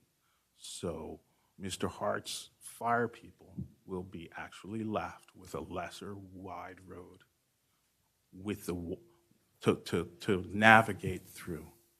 So I believe what we're providing gives him a 24-foot wide unimpeded roadway on that one drive, as opposed to maybe 20 feet. Now, you can still drive a fire truck down 20 feet, but if you ask any fireman, what would he rather have? He'd rather have the 24 feet unimpeded than 20 feet with cars that he's got to deal with that may be blocking a fire hydrant. So that was some of the challenge that we had with the first hearing in trying to, you know, weigh all of the concerns. We were being kind of recommended by the traffic engineer for a wider road with more parking. There were the issues with the neighbors next door. And we thought we came up with a creative way of dealing with it that's totally compliant, gives the pedestrian circulation, the emergency vehicle circulation, and that's what we proposed. If the board feels that they want the extra sidewalk and extra width, we have no problems. We'll construct it. Just, you know, we need to be cognizant of the fact of when the neighbors came out here, they were very sensitive to what's happening in their backyard, and we made a pledge to try and address that. So that's what I want to say about that road. With respect to the 5 traffic comments, I'm going to start with the easiest one first at number 9. There's a traffic contribution that we were obligated to make based on the trip generation from this development. We have no choice. We're going to comply with that. We're going to make that contribution. There's also drainage contribution that we'll make. Comment number 5 indicates that the peak traffic counts observed occurred at between 7:30 and 8:30 in the morning and 4:45 and 5:45 in the evening. That's what was observed. However, if you look above in the paragraph, our traffic engineer assumed that the peak hour would occur within the same time as the road peak hour. So the results of that traffic analysis jive with what was observed out in the field when they did the traffic counts. So there's no conflict between the two. In fact, we hit the peak hour with our study. Testimony should be provided regarding how the revised development proposal may impact the findings of the submitted traffic study. Well, the traffic study was done when we were proposing 42 homes. We're now down to 35 homes. 42 homes proposes more peak traffic than 35 homes. It's just how the math works out. So the thought was, the traffic report that we presented was a more conservative analysis, had more conservative results than the 35 units. So we didn't feel the need to redo those numbers. Now, what are the results of the traffic report? It basically says our intersections that we looked at operate at a level of service B. Now, when you grade out intersections from a traffic standpoint, they're graded just like being in school, A, B, C, D, E, and F, okay? It's very unusual in Old Bridge to have intersections operate at a level of service B. What we normally see is some C's, a lot of D's. So our traffic analysis shows a very good level of service B under conservative analysis that included more traffic than what we are going to see with the 35 homes. That's what our report showed. Number 7, the applicant's traffic engine, number 8, I'm sorry. Actually, I should hit 7. Testimony to be provided regarding the potential impact as a result of the increased chip generation above comment and the use of the actual street peak hour. Well, we did use the actual street peak hour in our analysis, so we caught it, and there's like I said, it's a good level of service.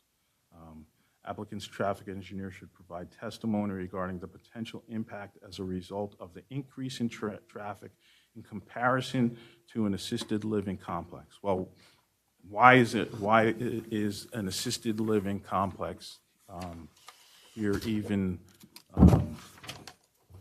analyzed? Because the property is zoned R20. Well, historically, probably around 25 years ago, there was a prior approval on this site that still exists. It's a use variance that runs with the land that says they can put a 101-bed assisted living facility on this property.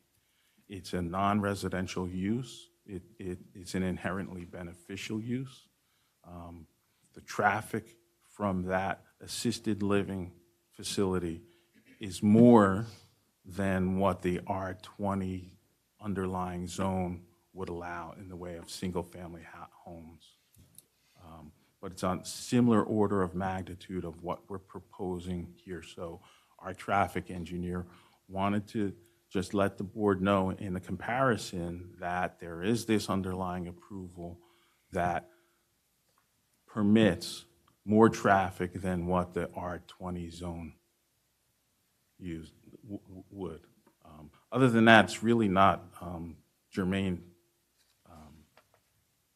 because even under that scenario, I think the levels of service for the assisted living were very good. So those are the traffic comments that I just wanted to weigh in on. I don't think I have anything else. Thank you. Anything from you, Mr. McGowan? I have no question. We'll go down to the planner. Ms. Sawant. Actually, I don't have any questions. My stand is still the same with the affordable housing, and I've already mentioned that earlier when I testified, but I have no additional comments. I just would, should the board act favorably, is the applicant willing to work with me with the architecturals and finalizing? Because yeah, there were some comments in the memo where there were some pages missing from the architectural set, and there was a little bit of confusion. I would just like to sit with you and go over the final and then finalize the iteration that works for everybody. What we did is we actually took pages out on purpose because I think what I was trying to achieve was take out the less aesthetically pleasing front elevations that only included all vinyl. Okay. And I wanted to assure the board that the look of the homes would include a lot of a mix of materials, the stones, the hard, and the varying products. Ryan Homes, when they put a set of plans together, it's like they give you a whole host of options from your basic builder grade to enhanced upgrades. And what we tried to do is pull out the builder grade options and give an upgraded look. And that's what we intend on building. I truly appreciate that because I think early on when we had one of those meetings, pre-applications meeting, we had brought that up that, we want the elevations to match up with the latest trends within Old Bridge and what we have been approving in the past. And I have to say to the board, the applicant has been more than willing to work with us. Thank you, Ms. Sawant. Mr. Blank? Can I just interrupt for a second? I just want to redirect one thing, John. When you were testifying, you said even the affordable units would have the attic bedroom. Did you mean it would have a bedroom where the space would be there? It's not an attic, Bob. The second, I'm sorry, the loft. The second floor shows a loft. Yep. It's at the top of the stairs, but it also shows that loft would be converted. They'll add partitions. They'll put a closet in it and turn it into a fourth bedroom, as opposed to being an open area. It would be kind of closed off with its own door. Okay. So I believe the vast majority of the homes are going to be constructed with the fourth bedroom. But do you expect the affordables to also be constructed with the fourth? There will be a number of them. We'll probably build as many as possible because in the matrix, 4 bedrooms can sell at a higher rate because a larger family qualifies and the income level is higher. And the cost to build that fourth bedroom is really inconsequential because you're not expanding the footprint of the building. It's all within the same 4 walls. So really, all you're really doing is adding a couple of partitions and the closet space.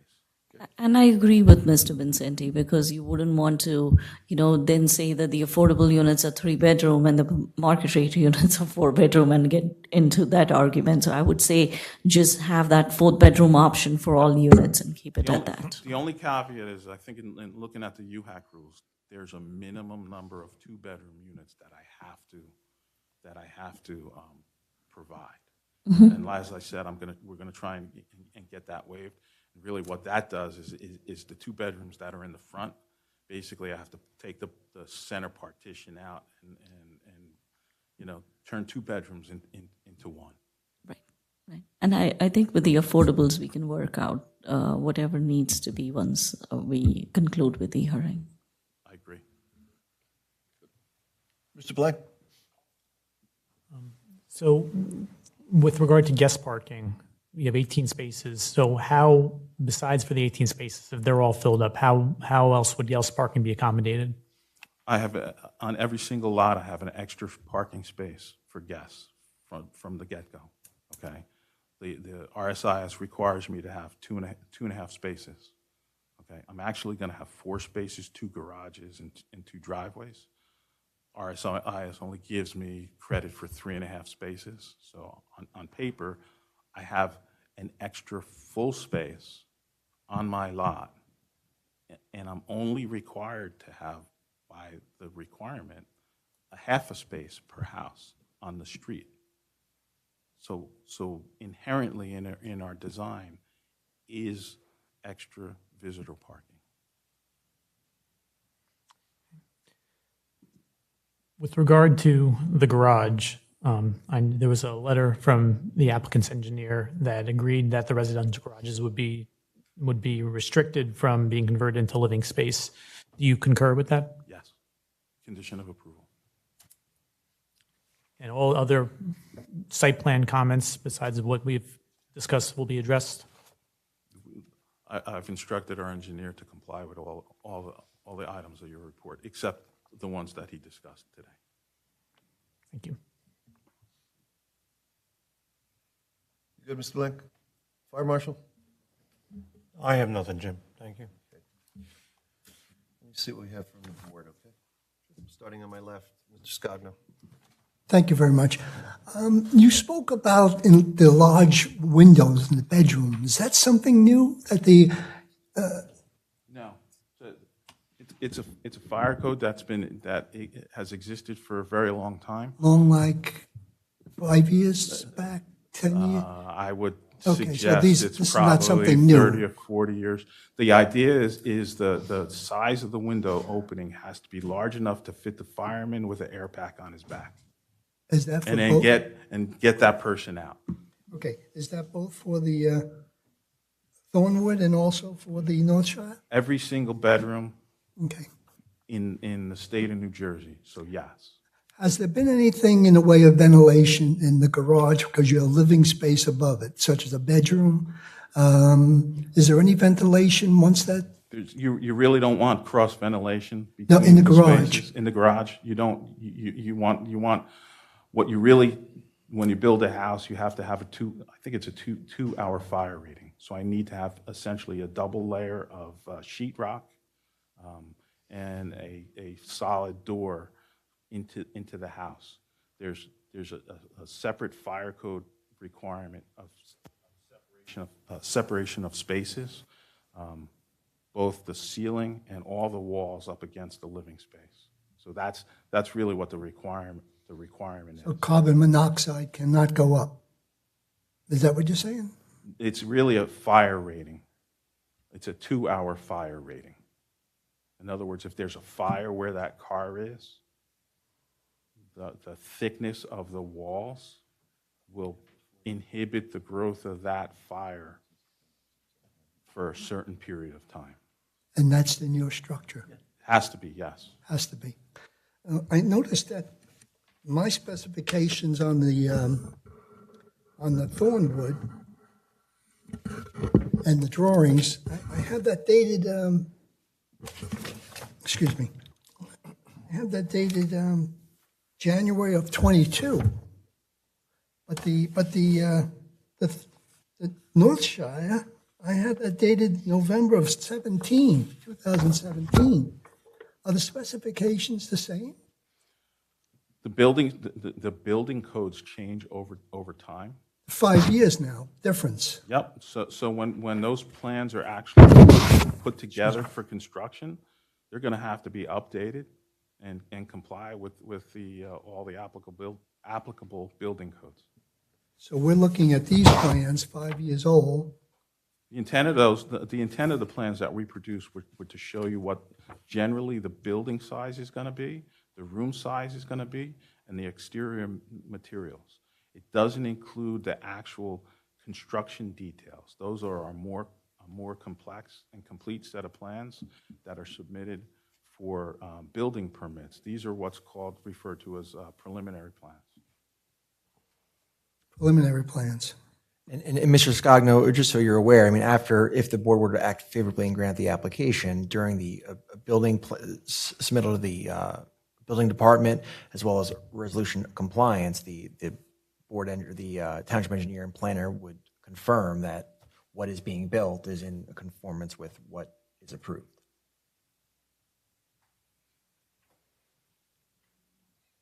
Nothing else, thank you. This is kind of for our engineering as well. So you have the 4 buildings around the stormwater, and they're short on their buffers as well, correct? Are you referring to the 25-foot buffer from the 100-year storm? Right. Yes. Okay, so what he's showing us, it's short. Then you're proposing to increase the impervious ground cover to 55%. How much closer should those people want to put a patio or whatever, bring them into that buffer that's already short? Well, like, how would that work? With the stormwater basin, with currently, the 100-year storm is fully contained within the basin. And there is an emergency spillway that is designed in the event of any sort of outlet failure that would prevent any water from encroaching onto other people's properties. Now, the lots are very small, which is why they're not meeting that 25-foot buffer already. With regard to increasing the roadway width, there are ways to increase the basin to I'm account. talking about, you said you wanted to increase the impervious thing for the homeowners so they wouldn't have to come back for variances at the zoning board by 10%, from the 45% at the R20, correct? Yes, so the basin's currently designed for what's currently shown on the plan, which is around 45% lot coverage, and they are going to come in for 55% lot coverage. Now, we want the basin to be able to handle that increased amount in lot coverage, because otherwise we put the onus onto the homeowners to handle that increase in impervious cover. We have the ability to handle that now at the planning phase, to design the basin to handle the overall development, so we don't have to have these issues in the future with homeowners having their own separate dry wells or other sorts of underground stormwater management facilities on their very tiny properties already. So you're saying the increase isn't going to affect or go into the already shortened buffer? They should stay at the 20 feet? With the redesigned stormwater management basin, the buffer will probably shorten a little bit more, but the engineer will design the basin so that the 100-year water surface elevation will be fully contained within the basin and will not encroach onto other people's properties. Okay, great, thank you. Mr. Stone or anything? You mentioned, I want to go over the traffic level. You mentioned like A, B, and C. Can you explain that to me a little bit more? The difference between, let's say, A and C? So there's a calculation, it's called an intersection capacity analysis for intersections that don't have a traffic signal. And what that essentially does is it looks at the background number of cars per hour on the main street. Okay. And then adds to it the number of cars that are anticipated to come from the new development.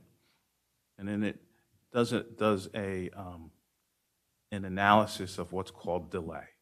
So in other words, how long is the average delay going to take for each individual traffic movement? It's calculated in a number of seconds. So for instance, if I'm stopped at... So no, my question really is more or less the difference between A and C. So I don't have the report in front of me, but there's a chart that basically says, okay, if I have, say, like my average delay is like up to 10 seconds, that's an A. Then it may go from 10 seconds to like 20 seconds, that's a level of service B. Okay, so it's in that order of magnitude, well under 1 minute. Okay, when I get to a level of service D or F, I'm well over a minute. So in other words, what's going to happen is I'm going to come up to that intersection. I'm supposed to stop, and I'm going to look both directions, and I'm going to look for a gap. Okay, to make that turn left or right. Okay, now a gap for a left turn is harder to find because I'm competing with cars in both directions. But if I'm making a right, I'm only really concerned with someone coming from my left, okay? And then it assigns a priority. So someone on the main line road on Poor Farms who wants to make a left into us, he gets priority over the person who's sitting at the stop sign. So it's kind of like a whole matrix computer analysis. And what they do is they look at each individual approach and assign it an individual approach delay, A, B, C, D, or E, and then they weight the whole intersection and give the whole intersection a grade. What our analysis showed was that intersection, the entire intersection, operates at a level of service B, grade B. So what? It's pretty much passing. Okay. I mean, if you got a B in school, you're pretty smart. So the higher the number, the letter, the worse, more or less? Better. Yes, A is the best, B is the second best, all the way down to E and F. F is failure. Okay. All right, so we're at B. Okay. Thank you. Ms. Andrews? Ms. Andrews, anything? Oh, I'm sorry, no. Okay. Testaverde? I have nothing, thank you. Thanks. I just had one question on one of your comments, sir. You said that you spoke about the cost of the build and the present cost of building anything or developing anything. And you made a comment that it's likely that you will construct all smaller homes. Yes. And the smaller home you're talking about would be the one model. The Thornwood model, yes. And so they would all be that. Yes. I just wanted to understand that. Thank you. Mr. Dasty, do you have anything? I do not. We have been going a little long here, Mr. McGowan. So, Mr. Chairman, I don't know. We're at an hour and 30 now, Mr. McGowan. I do have one other application tonight. I think that they probably want to get something on the record. I'm sure they do. Poor Mr. Roberts now has been here twice on April, but I do understand. I thought you had two witnesses. No, John was the second. Dave Roberts. Dave's the last. Oh, you didn't count John. John was not even in the picture. Oh, okay. Well, all right. I only had two. Mr. Dasty, sir. Mr. Berger? Chairman, I think we're probably only going to be between a half hour and 45 minutes. So the board could take us, and there may be time left over. Okay. We would be happy. Sure. Thanks, Mr. Chairman. Yep, that's great. Thank you, Mr. Berger. You want to continue on then? Oh, I thought his offer was. I thought the offer. He was offering you time because he thinks this is his. I was asking if we could. I thought he was. And then they would come back after us. If there's anything left. Right, and we're willing to. Well, basically, there's an hour and 5 minutes left. We go to 10:30 on the record. We go to 10:30. We may stay later, but Right, so if we go now, we think we'll be done before 10, and they still might have another half hour, so they could get additional testimony. now is the defective stenographer. You doing both? Whatever your pleasure. If you want, Mr. Chairman, whatever your pleasure is, whatever the pleasure of the board is. Well, I'd rather do it. I'd rather have continuity and do this for the panel to absorb one and then not try and do two. So if that's the case, then I'm going to let them continue. All right, we will certainly keep Dave's testimony to less than a half hour, if that's. So if we can get on by 9:45? If he's saying a half hour, I don't think so. Whatever he will give us, we will take. Let me put it that. So 9:45, Well, we have 20-some minutes. let's see. But do you need a break at this What's that? point? You want to vote tonight? You want to vote tonight? That I'm not sure of, unfortunately. When could we reschedule? When could we be Well, rescheduled? yeah. Natalie, when could we put them back on if they were to continue and let Mr. Berger go on now? Bob. So if you have to continue, it's not going to be more than half an hour, right? The testimony shouldn't be more than a half hour. Right. So then what we could do is September 15th, when we have RD management, before we start RD management, we can wrap them up and then get started with RD. I will make sure right now. Does that work? Does that work? Yeah, would appreciate that, that's fine. Have to check with council. Sure. I would truly prefer them to go first because they're just closing up before we open up RD management, because that might be a longer, since that's their first night. I'll work it out though. Either I'll be here or Brian will be here. I'm not right. Yeah, it'll be fine either way. So if I have this right now, you're going to continue. We're gonna ask for going to continu- take a continuance. Dave is just checking his schedule. And then you could finish up on the 15th. And we would finish up on the 15th, and that would be great. Yes, absolutely. Rather And in fact, it gives us a little time to talk some more to Vina. Great. Got a few things. That would be great. So So your other that'd be witness fine. won't go on tonight. He will come back to the next. That is correct. Board members Very understand good. everything, We right? appreciate that. Thank Everybody's you. good? September 15th. The Ides of All September. right, any final comments, Mr. McGowan, before you go? I thank you all for your attention. We look forward to coming back on the 15th. Thank you. Thank Do you, we Mr. have a Witness, for this? This matter, if you're watching at home, will be continued. Let me read the number. It's 83, I'm sorry, 83-2020Z, 2G Port Farm Road, LLC, to be continued September 15th, no further notice. Without, Thank you, Mr. McGowan, Mr. Vincenti, And what else did I miss? Mr. Skelly? Good night. Take a quick break. We're going to go recess for the stenographer, okay? And if anybody needs to use the restrooms. No problem. Quiet.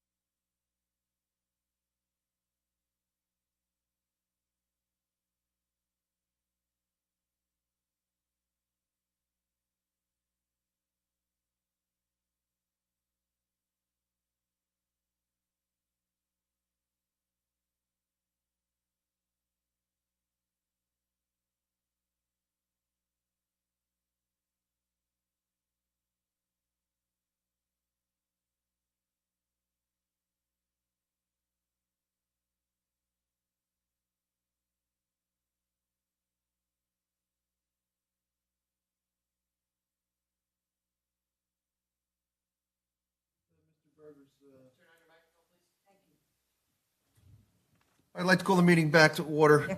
Ms. Seek, we have a roll call, please. Mr. Stoner, Here. Ms. Chevalier, Here. Mr. Scogno, Here. Ms. Andrews, Here. Ms. Testaverde, Here. Chairman Sullivan. Here. Mr. Dasty, Here.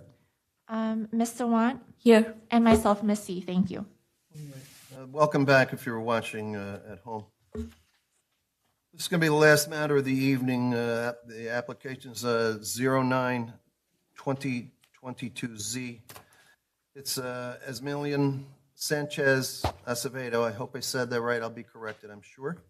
This is in the EDO 1 zone, block 3231, lot 17, located at 343 Route 34 for an expansion of a tattoo shop requiring a D variance. Eric Berger is representing the applicant, sir.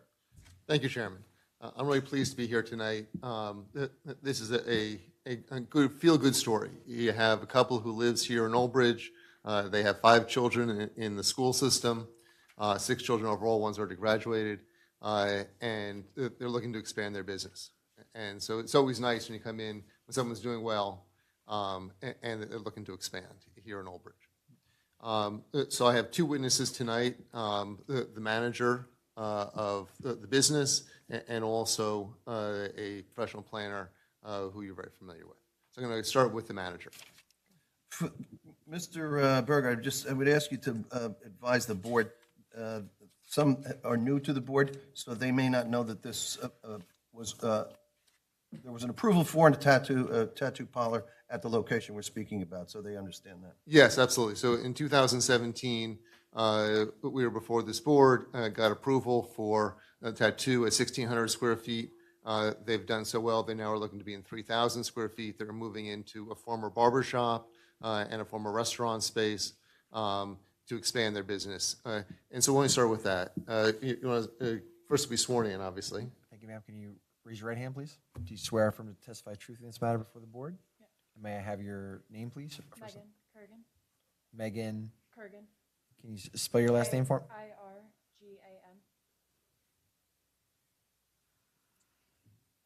And you are the I'm manager? the general manager. Okay. Sorry. I'm the general manager. Thank you. And how long have you been the general manager? So I started off as shop manager back in 2018, and then I transitioned to general manager back in the end of 2021. And what is done in the shop? So in the shop, we have tattoo services as well as we host sip and paints. And how often are the sip and paints? So the sip and paints, pre-COVID, we're about 4 times a year. Right now, we're aiming for 2 times a year. We've already hosted 1 this year as public events, and then we host approximately 1 to 2 private events, sip and paints, such as like birthday parties. And how many employees are there currently? Currently, we have 10 employees, including both owners, and then we have 1 apprentice who is learning to tattoo. And after this expansion, how many employees would you have? We would be expecting a total of 17 employees upon expansion. And how many people would come to a sip and paint? Approximately 20 people come to a sip and paint. Usually friends and family members will come together. So how many? So they'll come in cars with more people because they're drinking? Typically, because there's wine served at sip and paints, it's BYOB, that you'll have 2 to 4 people come as a group and have 1 car for those 2 to 4 people. So typically, parking-wise, it only ends up being like an extra 5 or 6 cars for that actual event, which is the same total that we have typically during the day serving clients. Now, the building, there are 2 buildings on the site. There's a rear building and then there's a front building. Can you describe where you are on the site? So we on the site are the front building if you're looking from 34, and we are behind the Dunkin' Donuts on Route 34. I may interject, for those that don't know, this is Palms Plaza, located on Route 34 in Morristown Road. So we're talking about the freestanding building that fronts up to Route 34. And so is the business currently visible from Route 34? No, it is not. And when you expand, you'll be expanding across the back and a little bit up the side.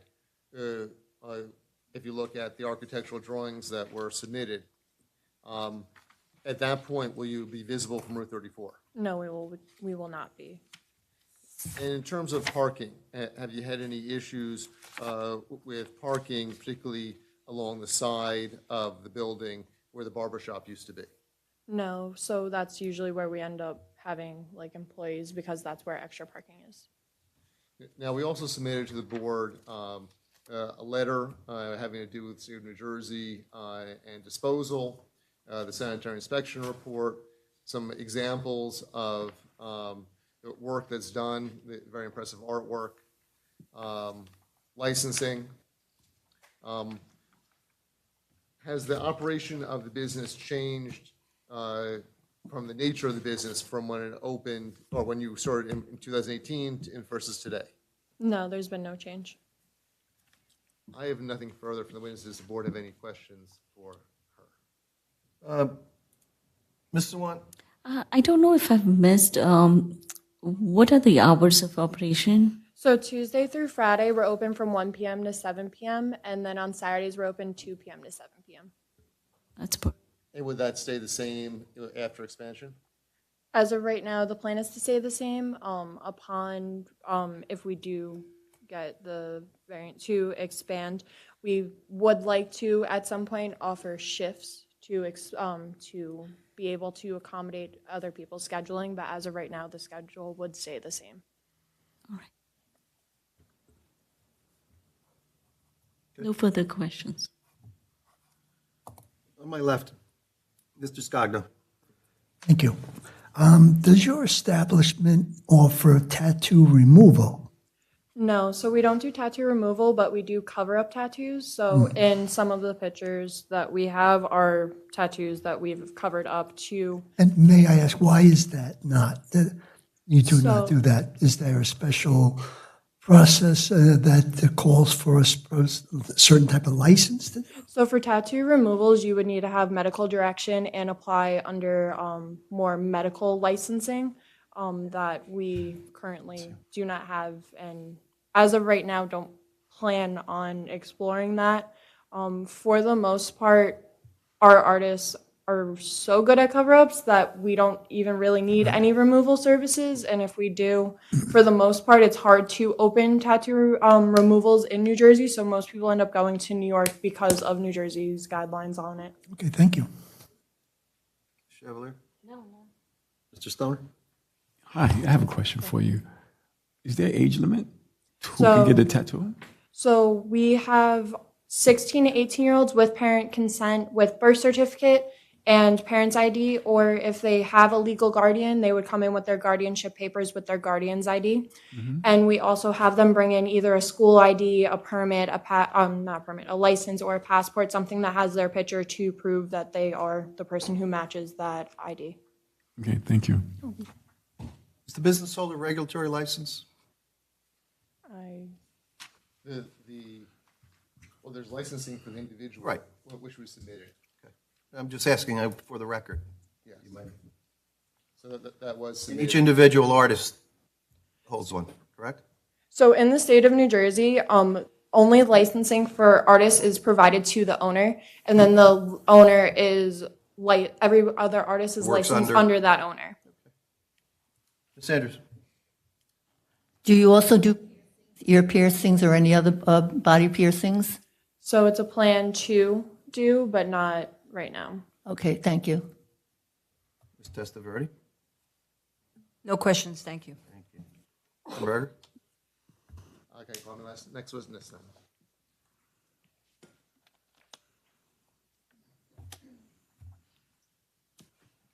Hi.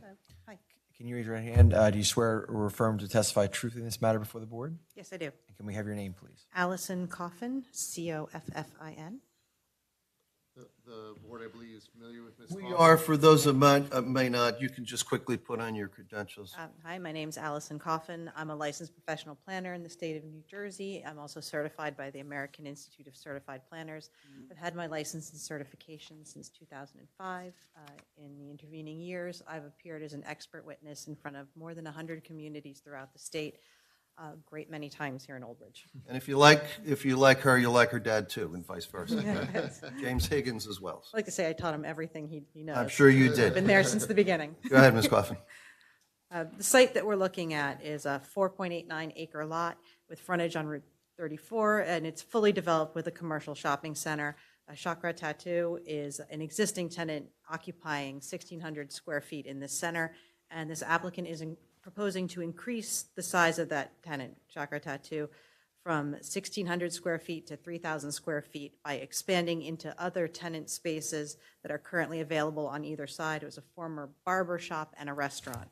There's no alterations to the site or to the building exterior that are proposed. This property is located in the EDO1 zone. The purpose of the zone is to permit a small-scale mix of office, retail, and light industrial uses to allow Old Bridge Township to attain the goals of accommodating market forces, increasing the local rateable base, expanding the local and regional jobs base, providing a more diverse mix of goods and services to residents and businesses within the municipality and region, achieving an improved balance of residential and non-residential development within the municipality, and utilizing suitable land for development in a more efficient, functional, and aesthetic manner while controlling and managing highway access and traffic congestion, minimizing impacts on adjacent and nearby residential development, and protecting environmentally sensitive areas. Short version of that is the EDO1 is a very flexible zone designed to accommodate a lot of uses, but tattoo parlors are not a permitted use in this zone, so we're requesting to revisit the D variance relief that was previously granted to allow this use to occupy the site as we are expanding the use. There's no bulk variance relief that's required for this, as there's no physical alterations to the site. There are some existing variance conditions that aren't changed, a minimum landscape area ratio and maximum front yard setback, but the applicant is not proposing any impact to those existing conditions. It's my opinion that special reasons exist for the granting of the requested use variance, in that this site is particularly suited to the proposed use, and there is no significant detriment to the zone plan or the surrounding properties that results from expanding this use. Special reasons existing for the granting of the D variance in that to expand this pre-existing use. The positive criteria under which the board originally granted this use variance remain valid. Tattoo parlors are not permitted in any zone, so the ordinance has no accommodation for this use. Tattooing is now regulated by the state of New Jersey, which addresses any public health concerns that may have led to this use being omitted from the ordinance. Tattooing is now widespread and considered socially acceptable, and the site was then and remains particularly suited to the use. The expansion of the use into 2 adjacent vacant spaces ensures a continued occupancy and viability of the larger shopping center. When it comes to expanding a use that exists by way of a D variance, the board's focus should be on if the expansion changes the impact of the use or the negative criteria. In this instance, the proposed expansion does not result in an increase in detrimental impact. The proposed expansion of the use does not create any physical alterations to the site, so there's no impact on light, air, and open space, nor is there any change to the visual character of the site. And beyond that, this use is located at the rear away from the site frontage, so it has even it is expanded size, it has no visual impact to the roadway. The tattoo use will, however, the only possible impact that we could have is in terms of parking, because we're expanding a use. The change in use for a tenant space in this instance does not require a change in the parking requirement for the site, which is a shopping center with more than 5 stores, as defined by the ordinance, and it's covered by a parking requirement of 5 spaces for 1,000 square feet of floor area, regardless of tenant. So we have no change in required parking when we expand this use into existing tenant spaces. The tattoo use will, however, in reality, use fewer parking spaces than the prior restaurant and barber tenants did, which would typically have a higher parking demand than the tattoo use, which is generally by appointment, and with appointments that can last longer than a meal or a haircut, typically, unless you're getting a very tiny tattoo. As the parking requirement does not change, and the actual parking use is likely to be lower than the prior conditions, the site can accommodate the parking associated with the expansion of this use, so there's no detrimental impact in terms of parking. The last test for a variance is whether or not it substantially impairs the intent and purpose of your master plan and zoning ordinance. This is a use that already exists on the site by way of use variance. The expansion does not create any new impact to your master plan and zoning ordinance, especially with a use whose function and impact is virtually identical to permitted personal service uses. So for those reasons, it's my opinion that special reasons do exist for the granting of the variance to expand this use. It can be granted without detriment to the health, safety, and general welfare of the public, and the granting of the variance would result in an improvement to the site in a manner which is largely consistent with the intent of your master plan and development ordinance. I just want to point out that this is a shopping center with 60,000 square feet. So we're talking about a use that's going from 2.5% of the shopping center to 5% of the shopping center. It's a relatively small use within the terms of this shopping center. Anything else? Nothing. Ms. Swan? I have really no questions, actually. I just have one statement, though. I know it was mentioned earlier by the manager that at some point you would consider body piercing, and I hope you understand that you would have to come back to the board with that. Understood.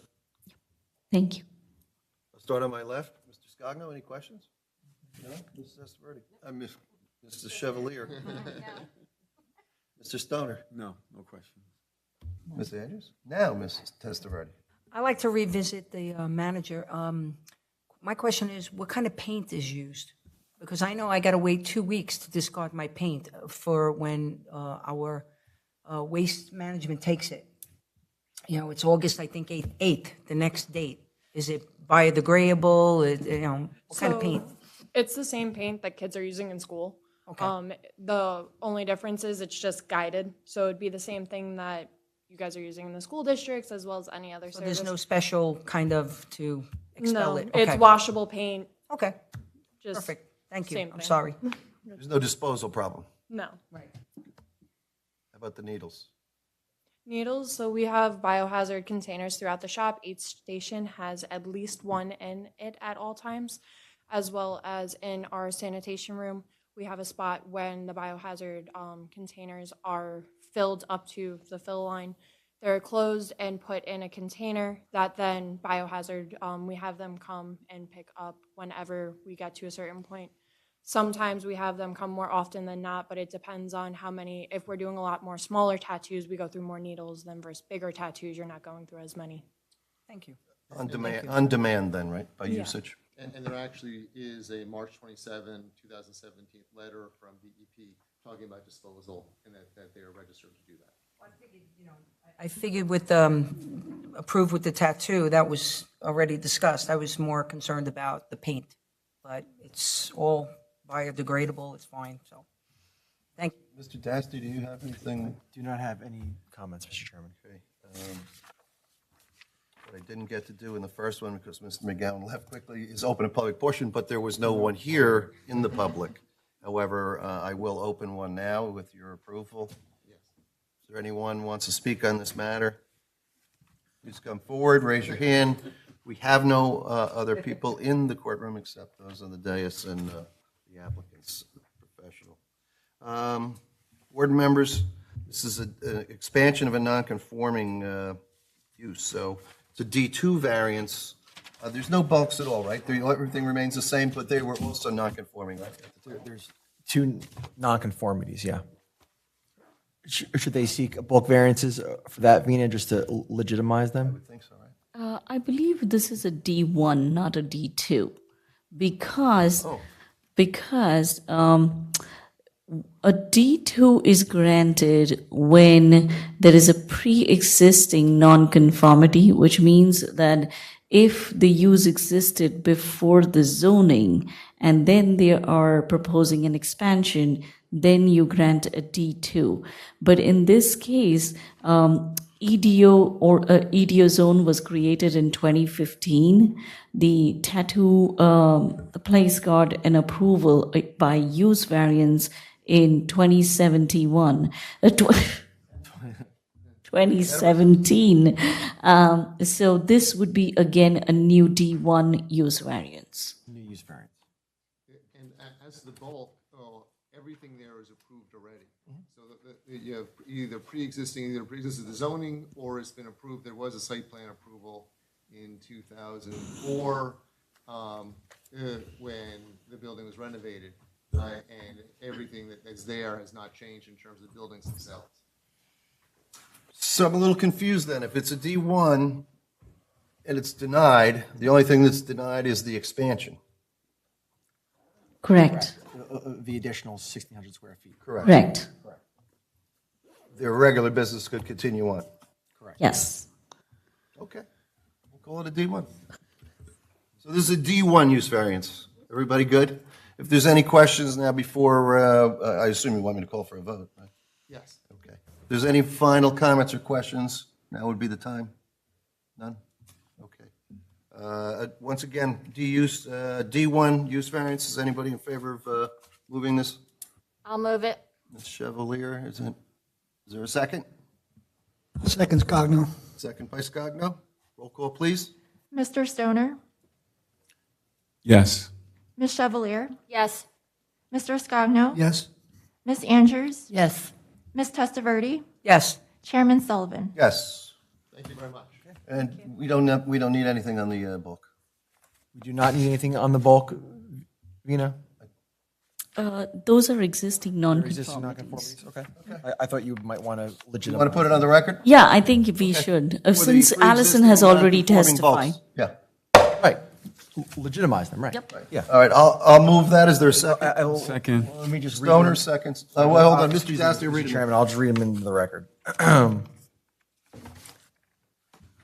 Minimum landscape area ratio, 0.40 is required. The existing is 0.132.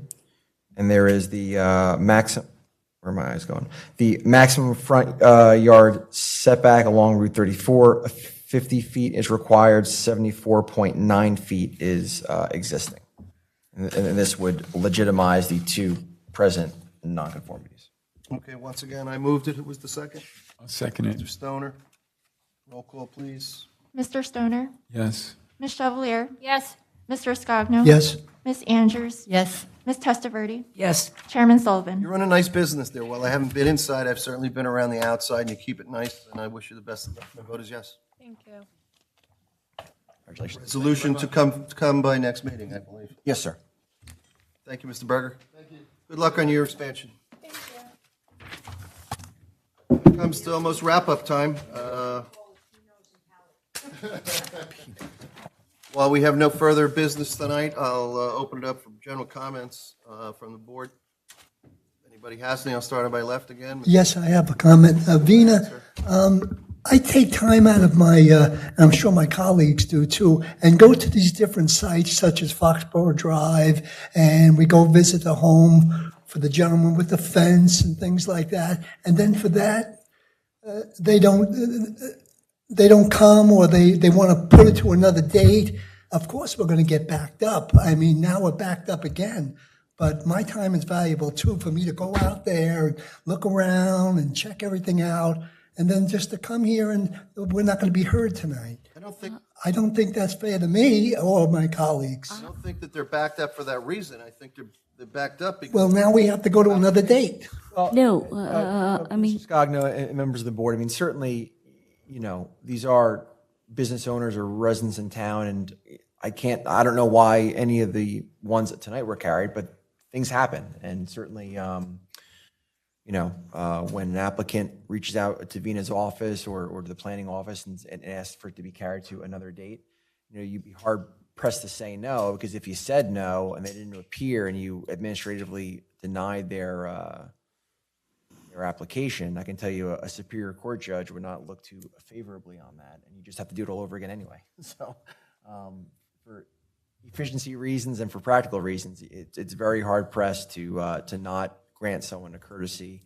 if they needed it carried. I mean, And especially on bigger applications, it is not unusual for the applicant to ask for an extension or an adjournment, especially because we too are pretty swamped between the planning board, zoning board. So sometimes ideally we want to send out our memos 10 days prior to the meeting, but that really is not happening because we are, in the last 5 years, we have done so many planning projects and we are working on so many of them that it's physically not possible for us to issue a memo 10 days prior. And then the applicant, if he wishes to absorb in our comments and respond back, because we had an engineering review for this application. Like, there are two applications. One of them is a resident who has been asking for adjournment, stating that they have an emergency. I mean, how are we supposed to react to that, right? And then the other bigger application, we had a meeting Tuesday, upon hearing some of our questions, concerns, they wanted to take a time to clean up their application and come back. I think it's only fair to give them that chance, because then we are spending lesser time during the meeting trying to address those issues. But again, the applicant has every right to ask for an adjournment. We can't control that. We are required by law to schedule them within the stipulated time frame, but then to ask an adjournment is obviously in their purview. Anything else on my left? None? None? All right. We'll see each other again on August 18th? Yes. No, next week. Oh, I'm sorry. Wednesday. I forgot about that one. Next one? I'll be here. 27th. All right. Thursday. Move for an adjournment? All in favor? Aye. We stand adjourned for the evening. Thank you, everybody, for being here. Thank you.